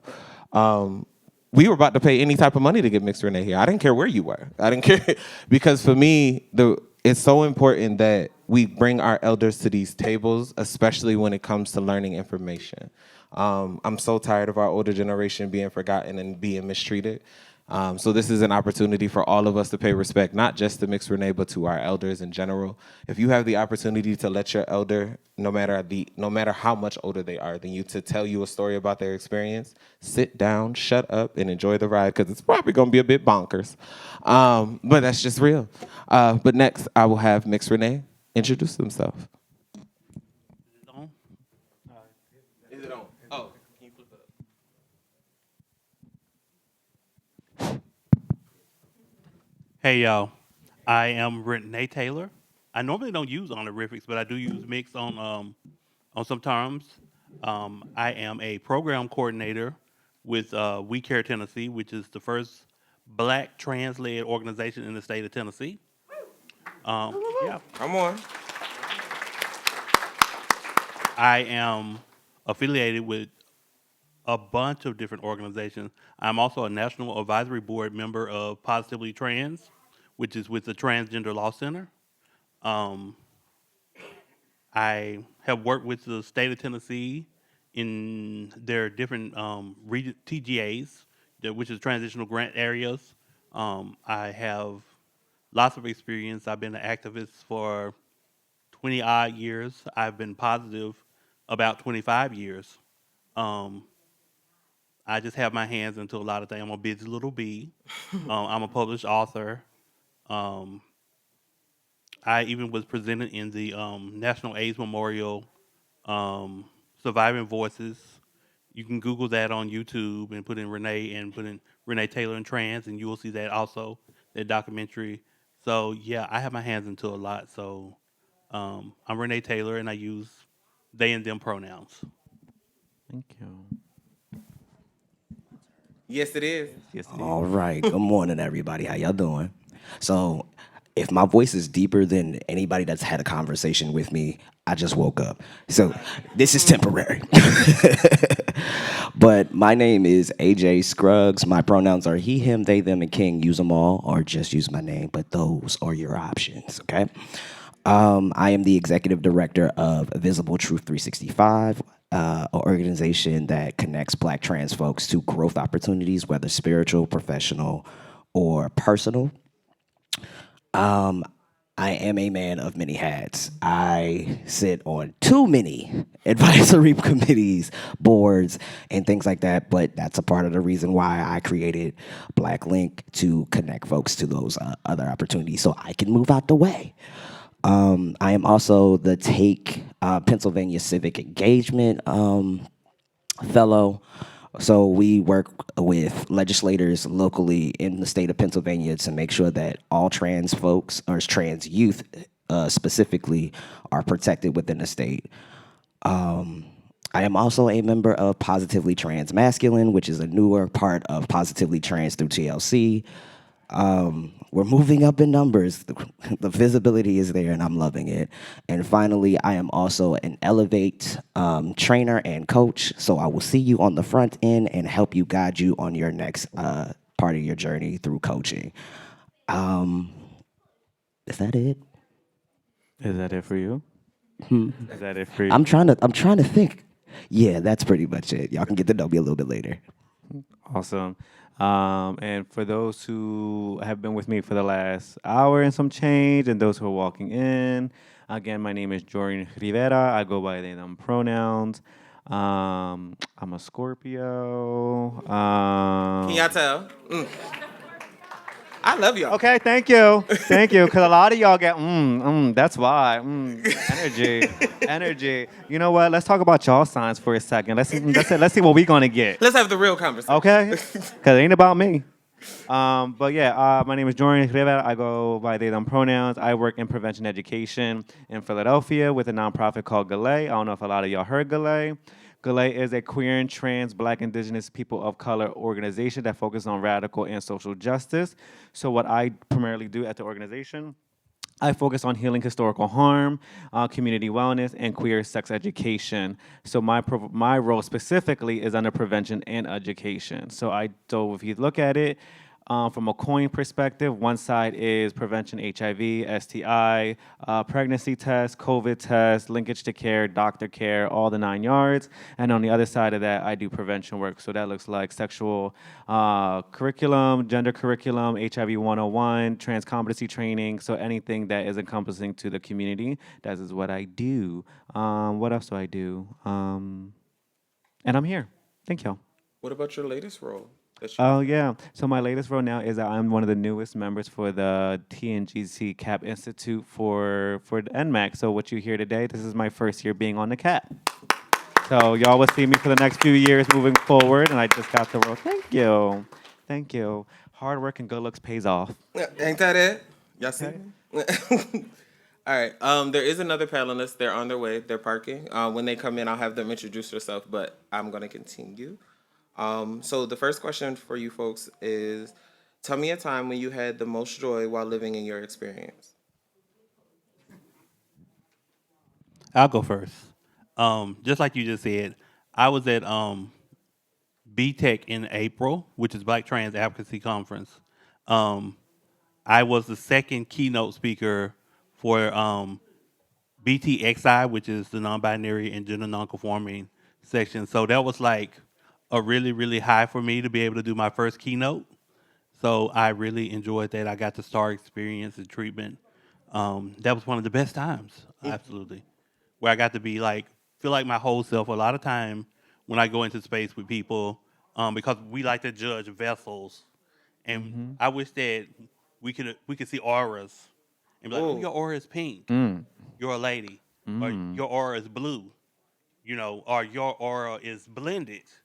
I wish we lived in a world where we could see auras and we didn't judge vessels on being non-binary, like coming into spaces. I hate honorifics, and honorifics is where you come in. And I know it's a very Southern thing, like sir, yes sir, no sir. That tears me up. I hate that so much, because it causes me to feel dysphoric at times when I get stirred too much. I'm like, I need to go to the room and lay down because I don't know if that's what I'm giving today.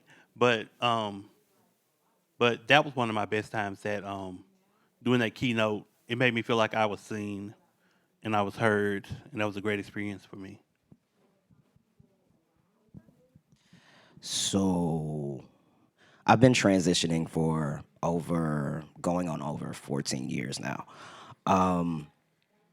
When I first started transitioning, both of my parents were not exactly on board, but like most black women do, you're not about to mess with my baby. She kind of figured out a way to kind of be there and be supportive until she got to a point. Her thing was she had a problem with calling me her son. So instead of completely shying away from the situation, she called me her firstborn to kind of be affirming. So I dealt with that for like 2 years. It irritated me, y'all. Irritated me because I'm not my father's firstborn, but she kept trying to push my dad to call me the firstborn. But somewhere in this, my parents helped each other kind of figure it out. So 2 times I get affirmed as their son. First time is my mom's driving me to Philadelphia where I'm going to go to college. The car breaks down. I hear her outside of the car window because I'm sitting next to my grandmother. I'm talking to her. I stop for whatever reason, and I hear her say, well, yeah, my car broke down, and I'm on my way to Philly to drop my son off at college. Ooh. I cried instantly. Lucky for me, I had my favorite person in the world in the backseat. She was like, why are you crying? I said, I'm just so happy. College and affirmation in one day. And the second time it happened was right before my father passed. I got to be my brother's best man in his wedding. And there's a picture of the 3 of us, and he was like, fellas, we look good. Me and my 2 boys. Boo-hoo crying. I'm at a wedding so I can get away with it, right? People think, oh, this is beautiful. No, my daddy affirmed me. Y'all can cry for your reasons, I got mine. But that brought me so much joy because as a black trans man, there are very few instances where black men affirm you all the way and they see you as the person that you say that you are. There's this kind of like, of course you want to be a man, but I know what you were born, kind of underlying tone within culture. So to have that black man that helped bring me into this world say that about me was all I needed. And can't nobody tell me shit about my identity now. I am my parents' son. That's all I ever wanted. So that's the joy that I got from them. Thank you. I was thinking. I had to think about this. I think I have two moments in my overall experience where I experienced like the most joy. I think for me, being able to, I know this is a TNG conversation, but I have to take it back a little bit further. I think it's a blessing that I made it to 30 while living with HIV. You know what I mean? I became a long-term survivor. I've been diagnosed since I was 18. So that's a joy that I get to live every day, every year, every life, every chapter. You know what I mean? That brings me joy because without these people by my side, I don't think I would be here today. You know what I mean? But I think another joy that comes with it is to be telling, to have stories. You know what I mean? To be added chapters to your life. I think that's an experience in itself. So to be able to come out as non-binary was another exciting chapter in my life to come out. I think that was very an opportunity to start something completely fresh. And that was exciting. And I think when I did come out, what validated my own experience is that when I came home one day, at the time I was living with my mom, I came home and she got me a gift, and it was a coffee cup that said "they them" on it. And that was just, she was learning in herself. You know what I mean? She still has struggles sometimes. She still calls me he, and here and there. But I don't fault her for it. She's raised me since I was little, and that's all she ever knew. Like you said, respect our elders, respect my mother. But there are times when we are with family where she'll be like, yeah, they over there, they over here. And she'll make sure to know that I'm validated in every sense of the way. But to be validated on a coffee cup, I kind of went to my room and I was like, oh my God. Me too. Oh my God, I can't. It's cute. I'm gonna use it forever. And then I come out. She's like, "You okay?" I'm like, "Yeah, mom, I'm okay. I'm grown. All right, I'm good. I ain't crying. I'm gonna go smoke." Ain't that it? All right, Yeah. y'all. We have our last panelist coming up.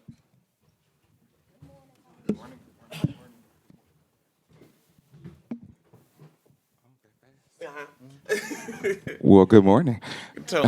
Tony, can you introduce yourself there? We need you to tell everyone your first and last name, your pronouns, the organizations that you work for. Ooh. Ooh. Yeah, basically. Hi, hey. Well, hi. Some of you in the room know me actually, but my name is Tony McFadden. I use she and or he pronouns. I identify as non-binary, and I hail from the southern state of Tennessee. I am recently moved to Philadelphia. I've been in Philadelphia for about 5 to 6 months now. Gang, gang, yes. We all. Still a new experience. Every day. And I have been in HIV work for about a decade now. I started in this work as a health education specialist, and I worked on some really, really life-changing MSM-centered grants that were at Meharry Medical College. I don't know if any of you are familiar with historically black college universities, and Fisk University. And that work was very deeply centered in helping the students find their voice, but also educating them on HIV and giving them in-depth conversations that actually centered them. And in recent years, I've been asked to be the field coordinator for the NHBS project, which is the National HIV Behavior Surveillance Unit. It's with the CDC. I get to work with lovely folks like Trinity. And My supervisor. I mean, we don't like to talk to each other like that, but if you want to give Right now, this is my good girlfriend. It's your good But girlfriend. When we get back to Yeah. Philly. But no, yes, I've had the privilege in the last 6 months to navigate that landscape and see what that looks like in an urban city, a populated city that is primarily African American, and getting to know the struggles of the LGBTQ plus community in Philadelphia has been wonderful. I feel like I'm talking a lot now because, that's what happens.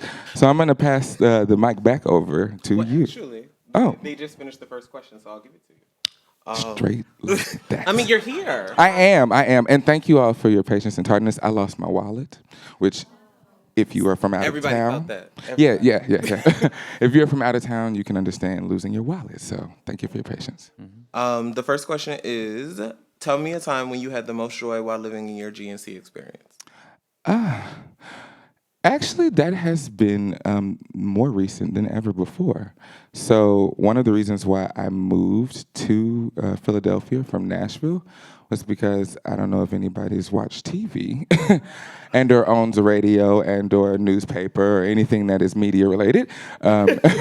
Nashville has been a very hot topic, particularly around LGBTQ things, and specifically things that directly affect non-binary folks like myself. I moved to Philadelphia because I was on the Nashville Pride Board, and I got wind March 30th that the drag ban was going to be put into place. And I said, now wait a minute now. I need to read the language in this bill. And the language in the bill specifically was addressing folks who impersonate male-female impersonation. And so I'm like, now every other day I might put on a good wig. This could be me. And so I decided to make a decision that was really bold and moved to Philadelphia. And in that time, in the last really 4 or 5 months, I've seen the most transformative experience for me as a non-binary individual. Just the amount of fear that has left my body. Like, we're not even gonna talk about the transformative work, just literally what's in my body, the amount of fear and the amount of things that have left my body, and then the amount of love and support that has come from knowing Trinity. And so many other folks like them, and AJ and Amia. I mean, just so many people in my Philadelphia community. That's been the best.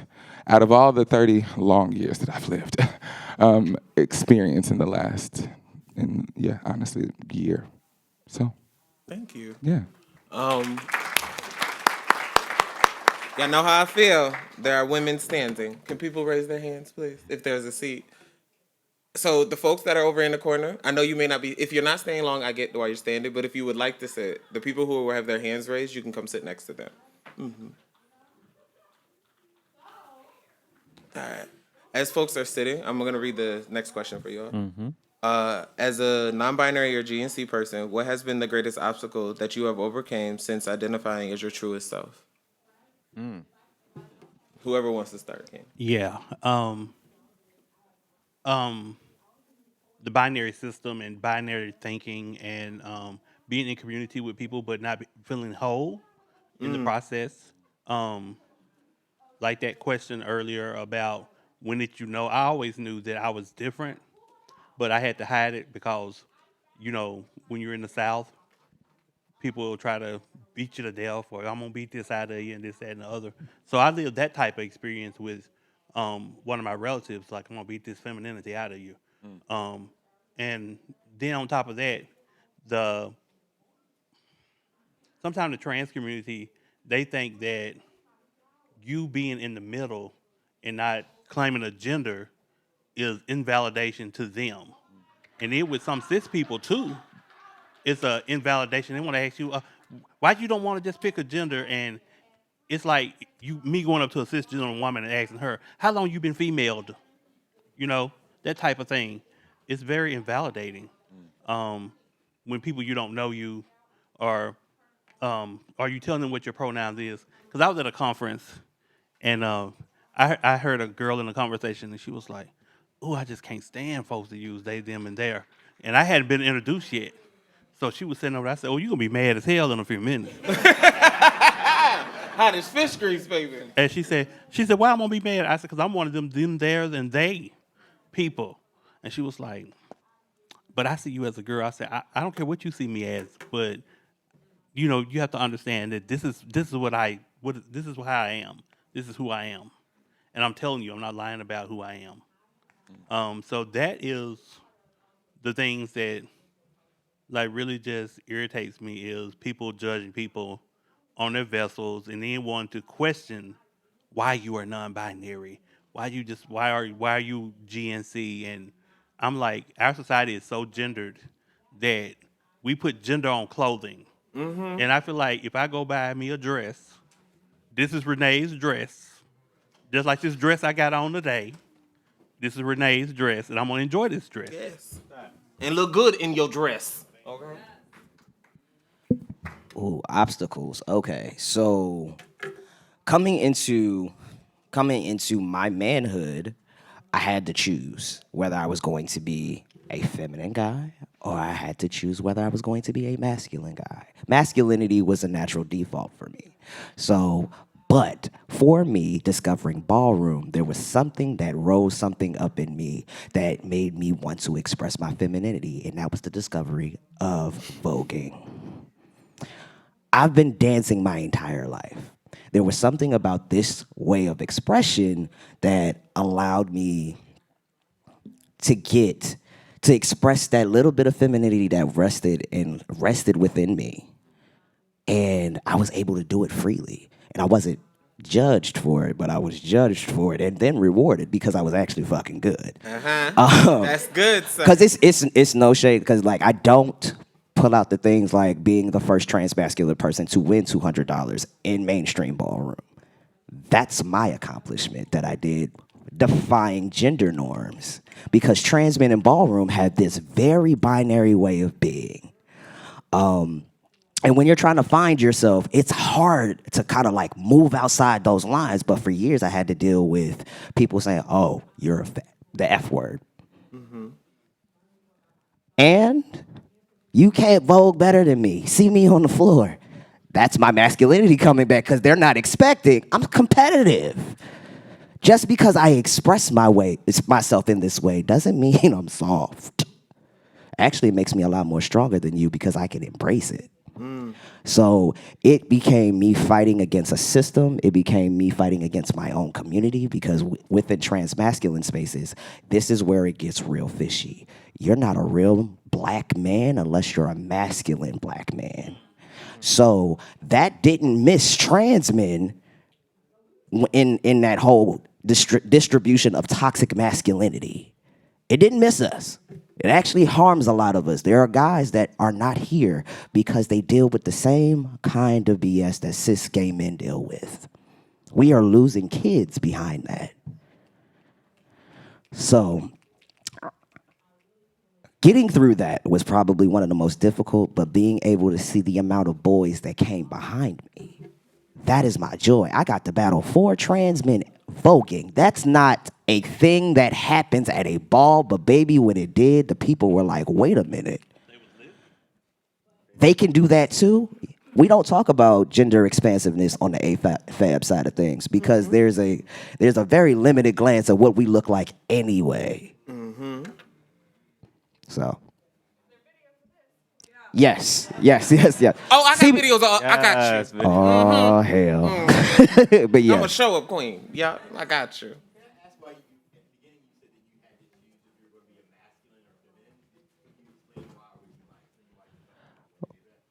Because people put things on you, they will tell you that you're not something so long that you start to believe that shit. So it was, oh, you're just this, you're that, you're this, you're that. I grew up feeling masculine, moving masculinely, expressing myself in a very masculine way. And I get into a community that had the audacity to tell me who I am when people have done that to them.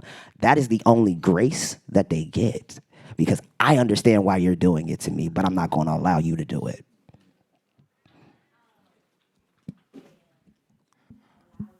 Whew. So I heard you speak earlier, Renee, from the perspective of someone from the South. And with particularly a couple of things that come to mind. The first thing is the internal struggle that it has been. A lot of folks think that the struggles, and don't get me wrong, we get a lot from the outside. As a non-binary individual, a lot of the stress, a lot of the stigma, a lot of XYZ does come from external. But a lot of my struggle has been the internal conversation with myself. I started out as, identifying as male and as MSM, or as a man who sleeps with a man. I grew up in the church, extremely devout Seventh-day Adventist family. That's a whole trauma within itself. Uh, what I didn't understand at the time is that I had choices, is that I had options, and that they didn't have to be decided today. So in my grappling to understand my gender, my sexuality, I made a choice. I was like, I'm gonna be a man. I am a man. I was born that. The doctor told me that. My mama told me that. My grandma told me that. But men don't like to wear wigs like I do. I mean, I really like lace fronts. They look good on me. And you know, ever since a child, men that I know at least don't like to wear makeup and or shouldn't like to wear heels and or be interested in the colors of their mother's gowns. This ain't adding up. What y'all telling me is not how I feel, but I'm gonna go with it because I don't like getting my butt whooped. And so, I grew up with the trauma of not knowing that I had a choice, and so the internal struggle has always been a very difficult thing to understand. And in the groundbreaking space of therapy, about 5 years ago, I began to really develop habits and communication skills and boundaries that allowed me to make my own definition for who I am as a being, and still figuring it out. The second most difficult thing that I could say that came to my mind was the physicality of it all. I've been on hormones. I've been on my hormone journey. I've been injecting for 6 months now. Since I moved to Philly. Shout out to Philly for having resources. And officially through the process a year and a half now. And I am so perturbed sometimes, y'all, with the physical effects that are happening, mainly to the fact that, like, when I go into the store and I'm like, ooh, that blouse is cute, or not even a blouse, that shirt is nice, I don't know how to wear it now. My body is changing daily. And, finding things that affirm me, but at the same time are accessible in the store. Realizing that a girl might have to learn some things from the ballroom community, like sewing, to make your own outfits. But just really getting into the physical part has been difficult as well, because everything is changing. And I'm continuing to expand and figure it out. But that's what comes to mind. What was the question again? I feel like I need a timer. As a non-binary or GNC person, what has been the greatest obstacle that you have overcame since beginning to identify as your truest self? No, I was joking. No. Because you will. We know. 2 minutes, 45 seconds. We know. I think a lot of it was a lot of what y'all said. You know what I mean? I think just piggyback. Oh, we're going to piggyback train.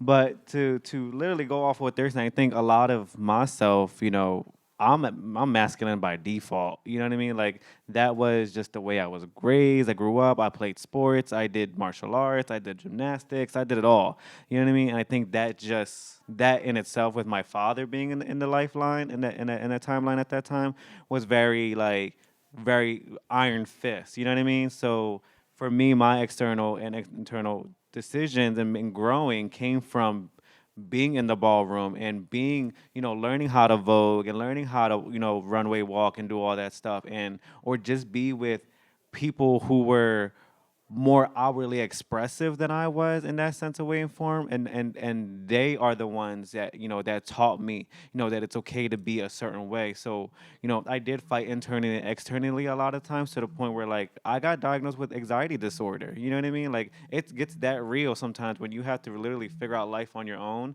and you just don't know where to go, and so you just feel like you're in this constant spiral, going down this made up Alice in Wonderland rabbit hole that you kind of create for yourself. And sometimes all we got to do is just stand up because the water is just knee high.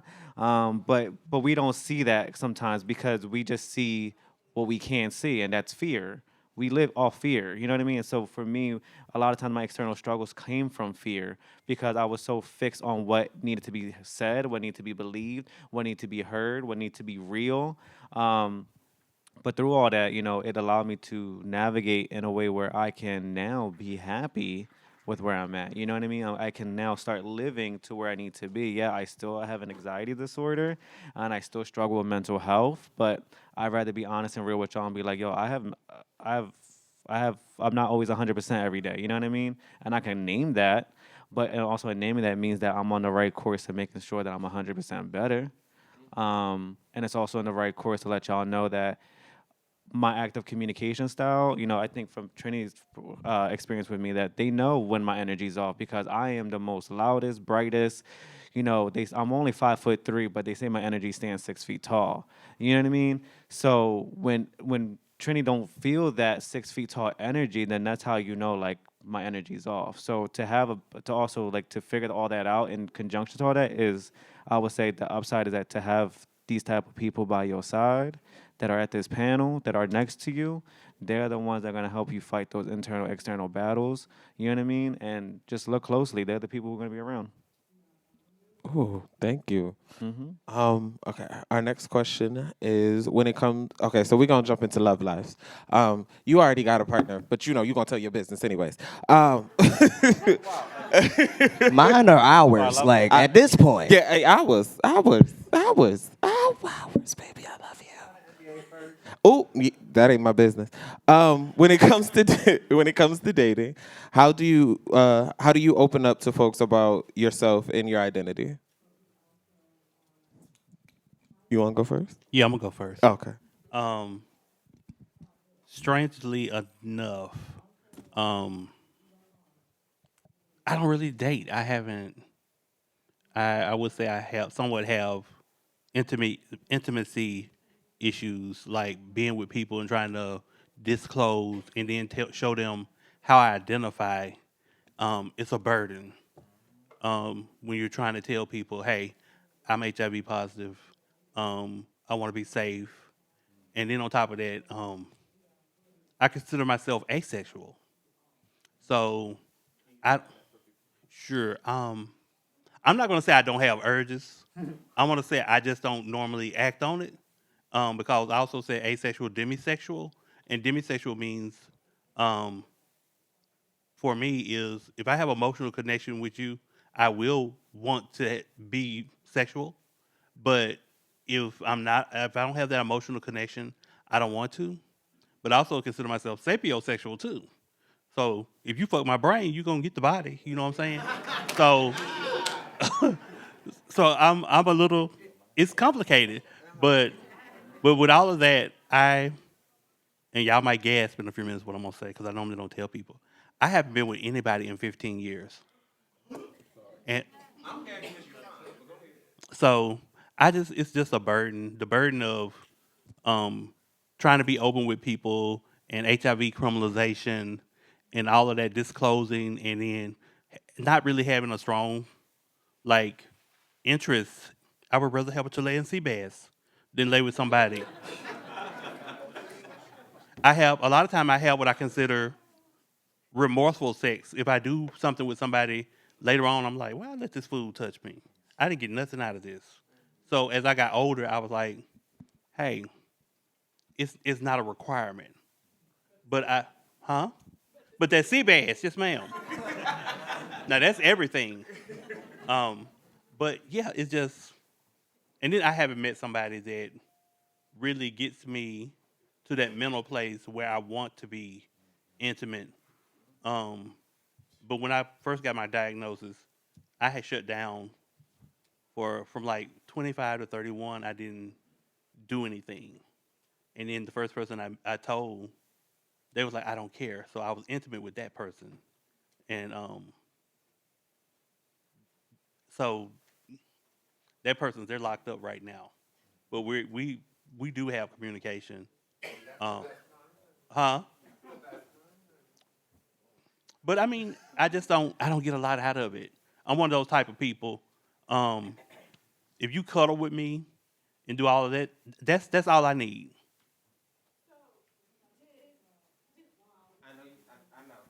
Sharing the same. Did that feeling change after your diagnosis, or was that like before? That was before. I wasn't.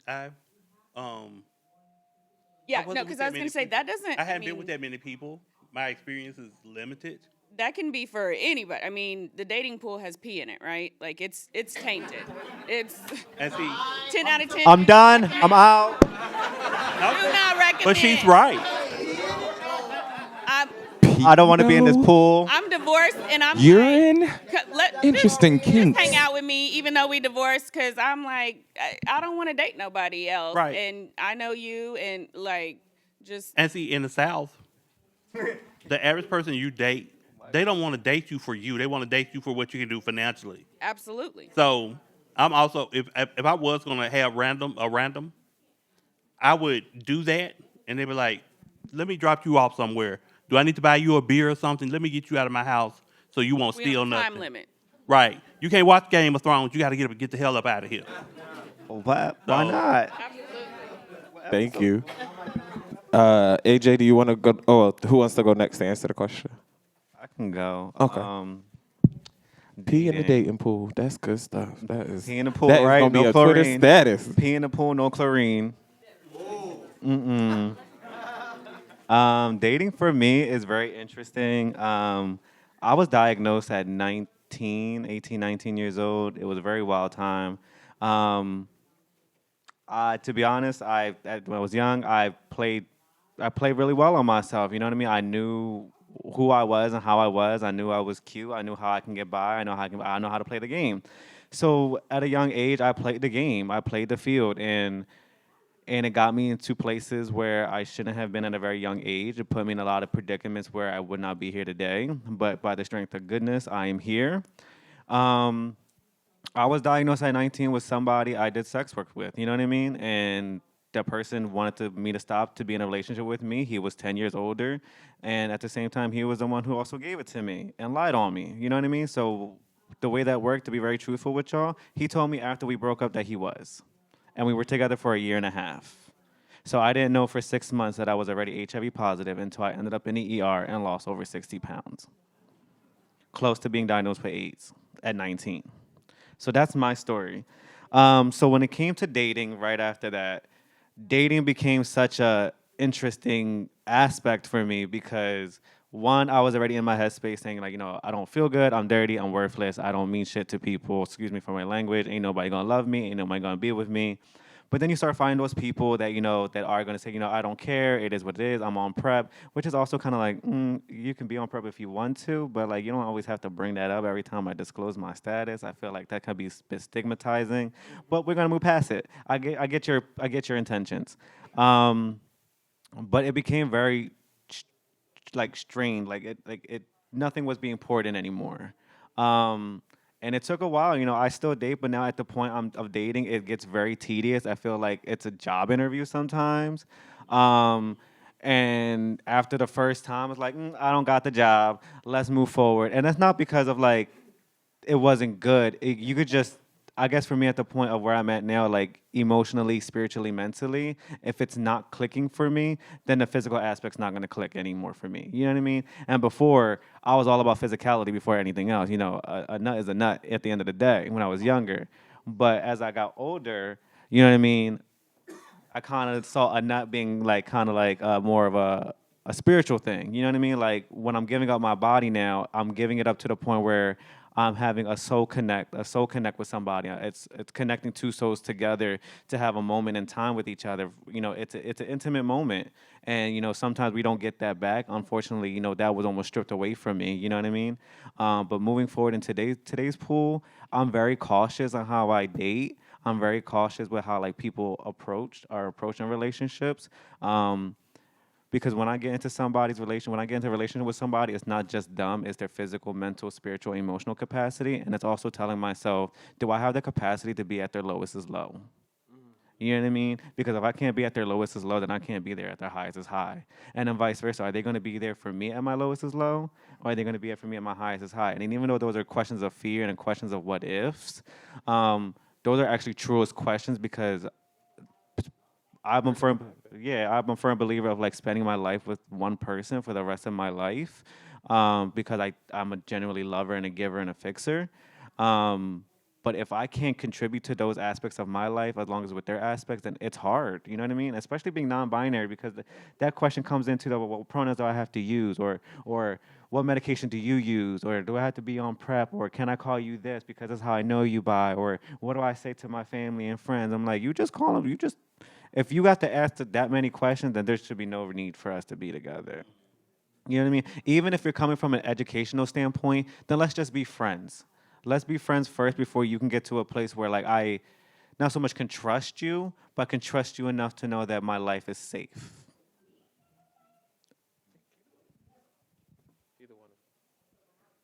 And mind you, I did this all. Oh, it was on. Oh, period. So I did without the mic. I'm like, okay, my voice projecting. Right. Wow. Right. Like I wasn't doing anything. Like, yo, I'm hungry. I'm tired. I haven't had my coffee. Did y'all see my baby's energy get low while the presentation? Yes, that's why I started getting louder. They saw it already. Go ahead. Well, I like sex, so my relationship things are complicated. No, so some of the things that came to my mind while folks were sharing was how difficult it has been to have check-ins and communication with my partner. So a little backstory. I too have a long history of figuring my life out through the lens of lived experience. And you said 19? 18. Was when I started discovering what navigating a lived journey with HIV, a lived journey with figuring out that I'm not just an MSM or a gay, or you said or a number? Just another number. Yeah, I'm not just another number. But I like sex. So how is this going to work? And you know, I went through the stages of grief. I was like, excuse my French to those in the room, fuck these niggas, I'm gonna fuck. And I was like, you know, I'm gonna do it. I'm gonna have no care and concern, and I'm not gonna tell people status. I'm not gonna do this. Nobody told me. Well, that didn't go over so well. I hurt a lot of people, and much like you, went down a very long road of substance abuse and sex work and figuring myself out, and got to a place where I met someone who, at the time, was almost like a dream, a godsend, if you will, who told me the first time that I disclosed, like, in this really dramatic thing. We were in IHOP, I'll never forget. It's the restaurants. There was nobody there. The service was terrible. But I really do remember, with tears in my eyes, you know, him holding my hand and saying, regardless if I'm with you or not, because of who you are, you deserve every day to know that you are loved. And I said, oh my God, what storybook did you fall out of? This is not real. I'm scared. I'm gonna go back to fucking. And I did, right? Like I did. Like, go back to what you know. And so, fast forward. So long story short, we met. I was dating, and at the time, I think this is an important thing to name. I was dating someone who was also positive, and in my mind, it was like, oh, I have to stay with this person because I've given them all my baggage. They know my business, like my business. Now y'all know my business, so it don't matter. But yes, but no, just like you said, the medication thing was easy to figure out. It was a very easy, comfortable space. But a girl went to jail, so I don't think I was supposed to be in that relationship, friend. But in that process, that's when I met this wonderful being. Fast forward, 7 years later, we ended up reconnecting. And they currently live in Philadelphia. Oh. Oh, is that why you moved? What? What? Well, What? I mean, It started with, healthcare things, but then ended with the fact that my boyfriend also, no. So it began to be this journey of figuring out what it meant to be with this person who reminded me of something that I had never heard in my life. And not being scared to accept the challenge that he gave me. In the process, we have had a roller coaster, okay? And a lot of that has been honestly trying to navigate how to communicate with him, what I'm feeling the internal struggle that we talked about earlier. The fear, like, hey, today I want to wear this wig. What say you? And for him to turn around and remind me, is today not another day? That means every day that you deserve to be loved? Well, excuse me. Well, help me with this glue. Shit, I can't get this back. This back corner won't sit down. Damn it. Does he have a friend? Does he Right. have a friend, a cousin? We working on a cohort of scholars, but I don't mind bringing a sibling along. Listen, I'm gonna circle back around, but Okay, but yeah, no. So to wrap up, this journey that I've been on for the last year and a half, when I started my hormone journey, the biggest fear was that my body was going to change. Like you said, Renee, in the South, we don't have a lot of representation of, hell, let's be clear, intersectionality.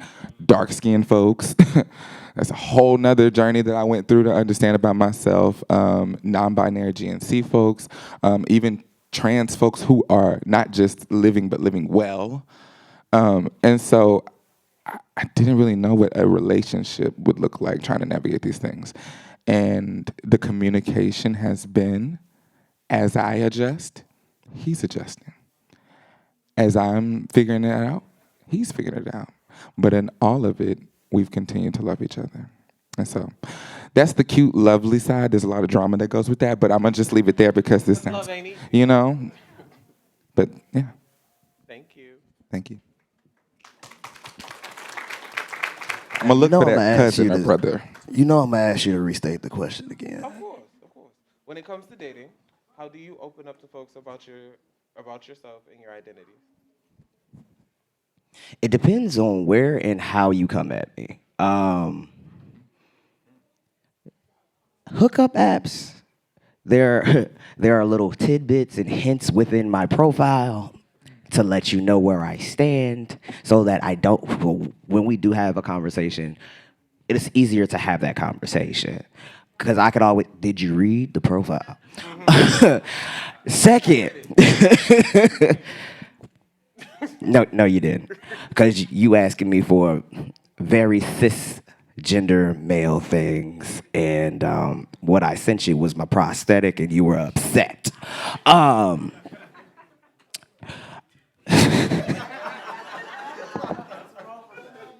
It is my dick pic, okay? It is what it is. You asked for what you asked for, you got what you got. What you didn't pay attention to was what gender identity was coming from. That's not my problem.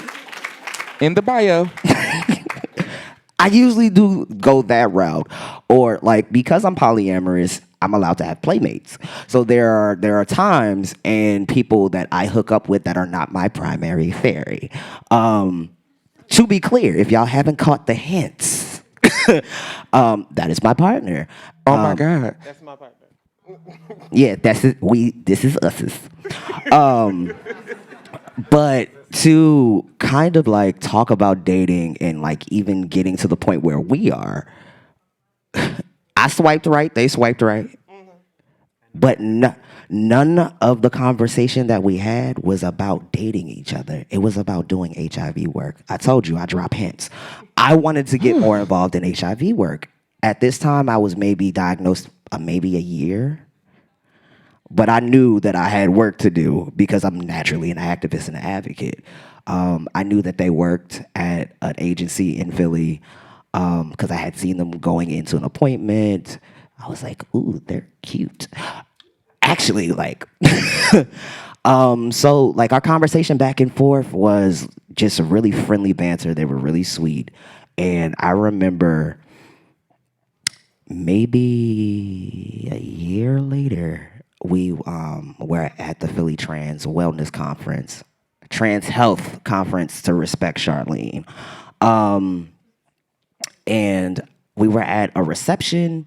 I'm walking around the building, seeing all these beautiful folks, enjoying the conference. And out of the corner of my eye, I see these long nails sitting at a chain with this beautiful chocolate skin and a beautiful smile. Need I say more? Went over and shook their hand, and it was like, finally nice to meet you. And I looked into their eyes, and I was starstruck from that point. But it didn't happen right away. I was there with a date. I was there with a date. Turn the wigs around, girl. Did turn the wigs around. Turn the wigs around. No, seriously, I was there with a date, and I ended up dating that person for about 8 or 9 months. But during this entire time, we began to build a friendship because we ended up working together, being on a cab together. So we had more time to actually get to know one another. And the beautiful part about this was the first time I actually engaged in a friendship with somebody before actually pursuing dating. I had been... I actually swam past a piece of shit earlier, so I understand. Officially done. What I'm out. pool do you all swim at? What are y'all swimming at? Oh my God, stop swimming. Look, y'all gonna have to hose me down and put me in a hazmat suit after this. But no, seriously, like a year and a half of a year of dating this person. And we end up being really good friends, and COVID starts coming. We end up in like group chat space, and we did kind of express that we wanted to spend a little bit more time together. So then we did. And there was never an awkward moment where disclosing my status or talking about STIs or any of that was awkward, except for when we were not communicating, because that's when stuff can get awkward. But I was really fortunate and blessed to have somebody that was willing to have conversations that are uncomfortable, make me uncomfortable, and challenge me to stay in those conversations. And love me through my bullshit, because I'm not 100% every day. I ain't got it. I walked in here, I told y'all this voice was going to change. I don't walk in here every single day or walk into any space every single day on 100 or 7 or even 75. I might got a good 35 and a half, okay? But they are always there to kind of like push me through, to encourage me, to empower me, to love me through it. I was actually very, very fortunate to find somebody to love all of who I am. And that includes my blackness, that includes my transness, that includes my AFAB body. Finding ways to work through those things that people are like, well, I'm a bottom. How does this work? It's not going to. Have a good day. If we got to have those kinds of conversations, if you're going to make me feel bad about my trans body because it's not what you're used to, you can go deal with that problem your fucking self. That I'm not your therapist. Work that out in therapy. Go seek Jesus or somebody. I need you to go find somebody else to play with, because my life is not to be played with. My love is not to be played with. So, thank you, baby. Absolutely. See, this is what happens when we go to conferences and he on the panel with me. I just feel like now everybody gonna see awes and stuff. You so cute. I love you. I do. I really wish there was a steps over there, because I keep trying not to step on that chair. So in lieu of time, I do have more questions, but it is 10:30, and I want to make sure that folks who came in here to learn, they get that opportunity. So I am gonna start having folks ask questions, but before that, Miss Maggie, do you remember your question from earlier that you asked us before I started the panel, so the rest of them can answer? I was born I am a cisgender female, and growing up in Kansas in the area that I grew up, in the time that I grew up, I knew my identity. I knew what I was. Granted, I was told what it was, and I conformed to that. My question is, when did you guys decide, or when were you aware of your identity, of who you were? So just to clarify, when you said like aware, meaning like our first time coming out, or being aware of that we were non-binary? GNC. Do y'all wanna go? I can do this real short. So when I made the decision to make my gender expression the way that I kind of expressed a little bit more than just masculinity, it was during my ballroom years, and then I had to kind of get a thick skin to kind of like defend it. So during that time period, that's where I kind of like I'm living as the person that you see now. That's during that time. So maybe about 10 years ago, 3 years into medical transition, knowing that I was a man, but also masculine and feminine. That came a little bit later, maybe about 10 years into my transition. Like I said earlier, I always knew I was different, and my stepmother used to be like, "You gonna be gay," but in the South, okay, I knew I was different. But she used to always say, "Oh, you gonna be gay," and I took it as that because I had an evolution of identities. I accepted that I was gay because I was accepted as being gay, but that was not the feeling I had. But I hid that from people, but I knew at a young age. You always hear people saying, kids are too young for gender identity and gender expression. Bullshit.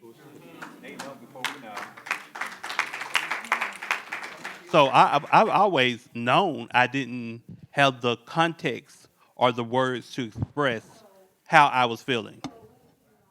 So I've always known, even as a little one, with the towel on my head, doing all of that foolishness.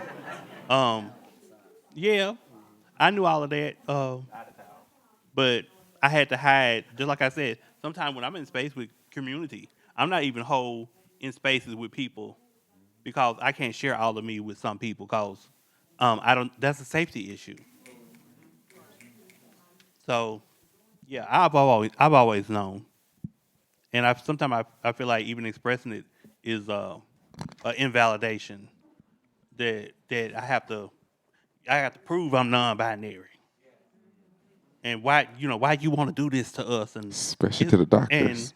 And a lot as I've gotten older, I'm like, you know what? When people ask me questions, I be like, that's not my shit. That's a word. That's a word. I'm for real. I'll be like, that's not my shit. I don't have to internalize that you coming over here and you don't understand. And I always tell people, don't overtrans the trans folks. We already trans. Don't make it complicated. It's not that complicated. We're not transformers. And a trans 101 with me is $250 an hour, and we can work it out. Send me a contract. Pay black trans people. Okay. Yeah. Yep. Okay. Okay. I did want to add one more thing to answer your question. I was actually diagnosed at 9 years old. I am the result of what happens when parents interfere with medical care. So there was a dark period during puberty when puberty really started kicking in that I was depressed and the only outlet that I had was music and sports. So like that was the way that I found ways through it, but like we know pretty early. I was telling my grandmother at 5, like there's something up. And then she blamed it on an incident. They will find anything to justify the fact that you know more than them about you. So, yeah, we know pretty early. I met a 5-year-old trans boy. Yeah, I believe you, kid. Trust me on that. I also wanted to mention that later on I found out I did the hormone things too for about 10 years. They forced me off because of diabetes. But when they did my levels, they was like, all your levels are female level. So chemically, my body was female. So when I took hormones, I was like, pow! I was just glowing. I was like, You had arrived, honey. You had arrived, honey. But Okay. it hit me so fast. And my doctor called me one day, and they was like, your testosterone level is 32. It already was low. And they were like, your estrogen level is 732. So they said chemically, my body already was producing estrogen at a heavy level. So I won't say intersex, but close to it. Because after all, ain't I a woman? That's it. Okay. Remember remember I told y'all I was obsessed with wigs. As early as I can remember, the earliest I remember, I was 4 years old, and I was playing with my cousins, and my cousin had a life-size Barbie. And, you know, yeah, you gasp, but like this is a whole thing. Listen, I was like, in my mind, I was like, Miss Barbie is kind, but I just need her hair. How do I get this girl's hair? Baby, I was in the corner all day scalping glue off of this doll. Now sickening, but you know, I was like, this is the perfect wig. It fit my head right. This is it. Good Bob. But did not know that I was playing with gender. Did not know that I was trying to express things. I just really liked that lace front. Sis had it going on.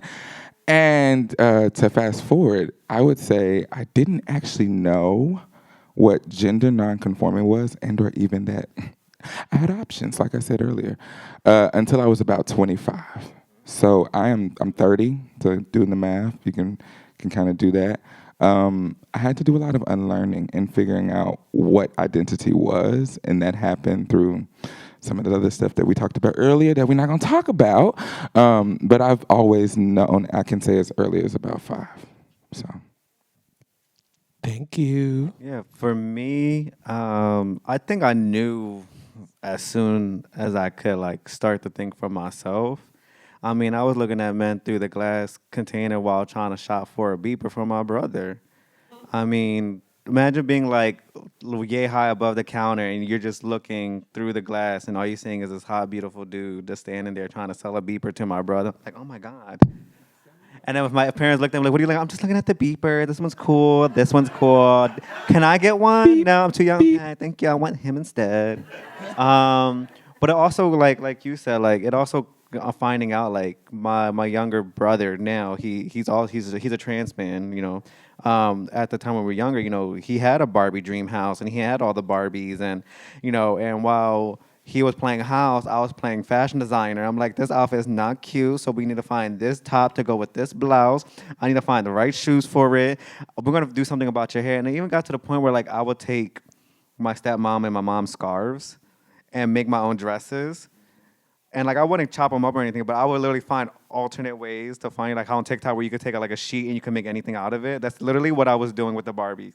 And my brother was like, "Can I play with her?" I'm like, "No, she's my favorite one. Like, play with the blonde headed ones. I want her because she's a brunette. We don't play with the blondes. No." But I think it honestly started there, and then I think it progressed into, you know, me doing gymnastics and then martial arts and then dancing, you know what I mean? So like, you know, being a dancer as well and learning, you know, contemporary hip hop, voguing, you know, I also did burlesque dancing. So all of that, right? Okay, you see that? Titties all out and shit. Like, me. okay, I got you. Stretching, everything is about stretching.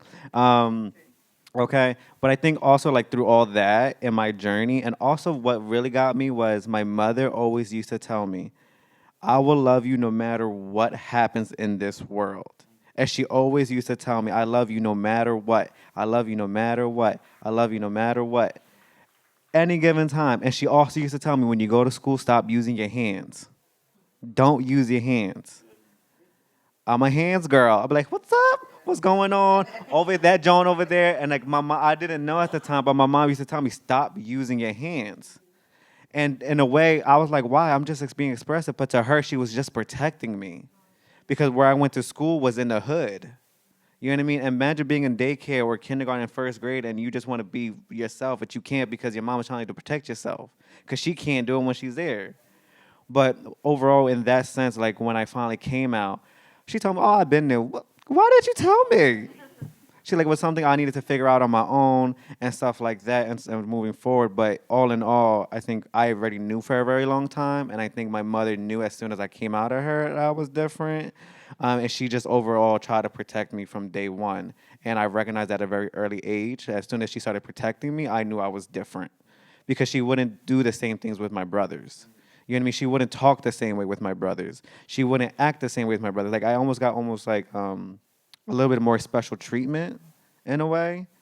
But not because like I was better than everybody, but because she wanted to protect me a little bit more than everybody else could. You know what I mean? So yeah. Thank you. And what time? Can somebody tell me what time it is? 10:40. Oh, okay. So this is our last question. I understand that people have another workshop that's probably in a whole nother part of this hotel or another building. So if you do have to leave, I understand. But we're gonna have one last question from Miss Marilyn. First of all, I just want to let you know I do appreciate you being in that panel. My name is Marilyn Torres. I work in Philadelphia. My pronouns are he, she, ella. I'm a Latino queer. For some of us are very easy to come out. For some of us are difficult, especially in our culture.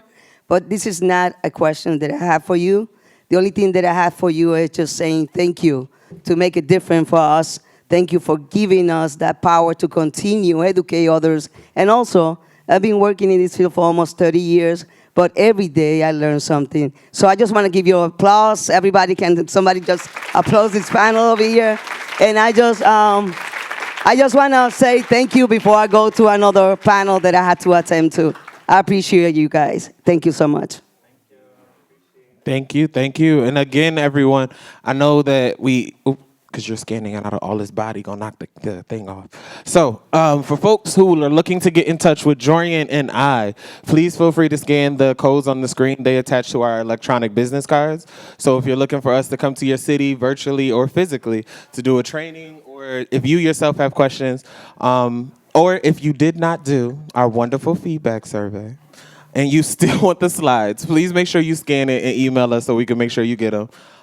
We understand if you didn't do the survey. We just appreciate your presence, truly. But I also want to say thank you to my panelists. I love each and every one of you, adore you, and respect you in your own rights. Thank you for being a part of this panel. And thank each and every one of you. You stuck through for 3 hours. Yes. Give yourself a round of applause for sticking around for this long. I know some of y'all been sitting in that chair. Your butt is asleep. It's like, oh my God, I'm moving to the left, I'm moving to the right. But I appreciate I know Lovey that you got a sat question. still. What's up, hon? I don't have a question. I just want to say thank y'all. Oh, thank you. Like I said, I am originally from Philadelphia, and What part? North Philadelphia. West Philly over here. Okay. North Broad. I've been out of Philadelphia now I've been in South Carolina now for 29 years. And I'm just amazed. I didn't know when I was in Philadelphia, 13th Street was where you could find I'm just amazed. I appreciate y'all. I really had a wonderful time here. Thank you. We appreciate having you. We Thank appreciate you, especially that Philly representation. Okay, North Philly. We understand that you left, but you can always come back. Always. And I also understand if you don't want to. Right. After 7 years living there at the tree. I was just going to say that. We also understand if you don't want to come back. We get it. The crazy part about it was 17 years ago, I was thinking about coming back. My mom was still alive. And my thing was, there's no work there for me. But I didn't know all these agencies existed. Mm-hmm. So, yeah, I am thinking about it now. So, There's always work to do. Again, if y'all ever, even if y'all visit in Philly and y'all want to like see the work or get involved in some type of capacity, reach out to us. You can reach out to, well, you're not in Philly, but you can definitely reach out to Mix Renee. 250 up. Okay, y'all heard that? 250. Okay, well, after this panel, the price is going up. It's 300. Okay, because I said so. If they call me, okay, because I will curse. I just want to say again, thank y'all for being here. Enjoy the rest of the conference. If this is your first year, have a blast. Go to as much as you can. If you see an event and you're nervous about going, go. Because you never know the opportunity that you'll get. You'll never know what you'll learn, the people you'll meet, or the hugs you'll experience that you'll never get anywhere else. Absolutely. So enjoy yourself and be safe. I Thank love y'all for all being here. Well, you listen to this conference because that's the only way you can Lead. address oppressive behavior. Lead into that discomfort. Yes. All right. Thank y'all. Y'all can go. Thank you. Class dismissed. Y'all don't got to stay here, but you got to go somewhere else.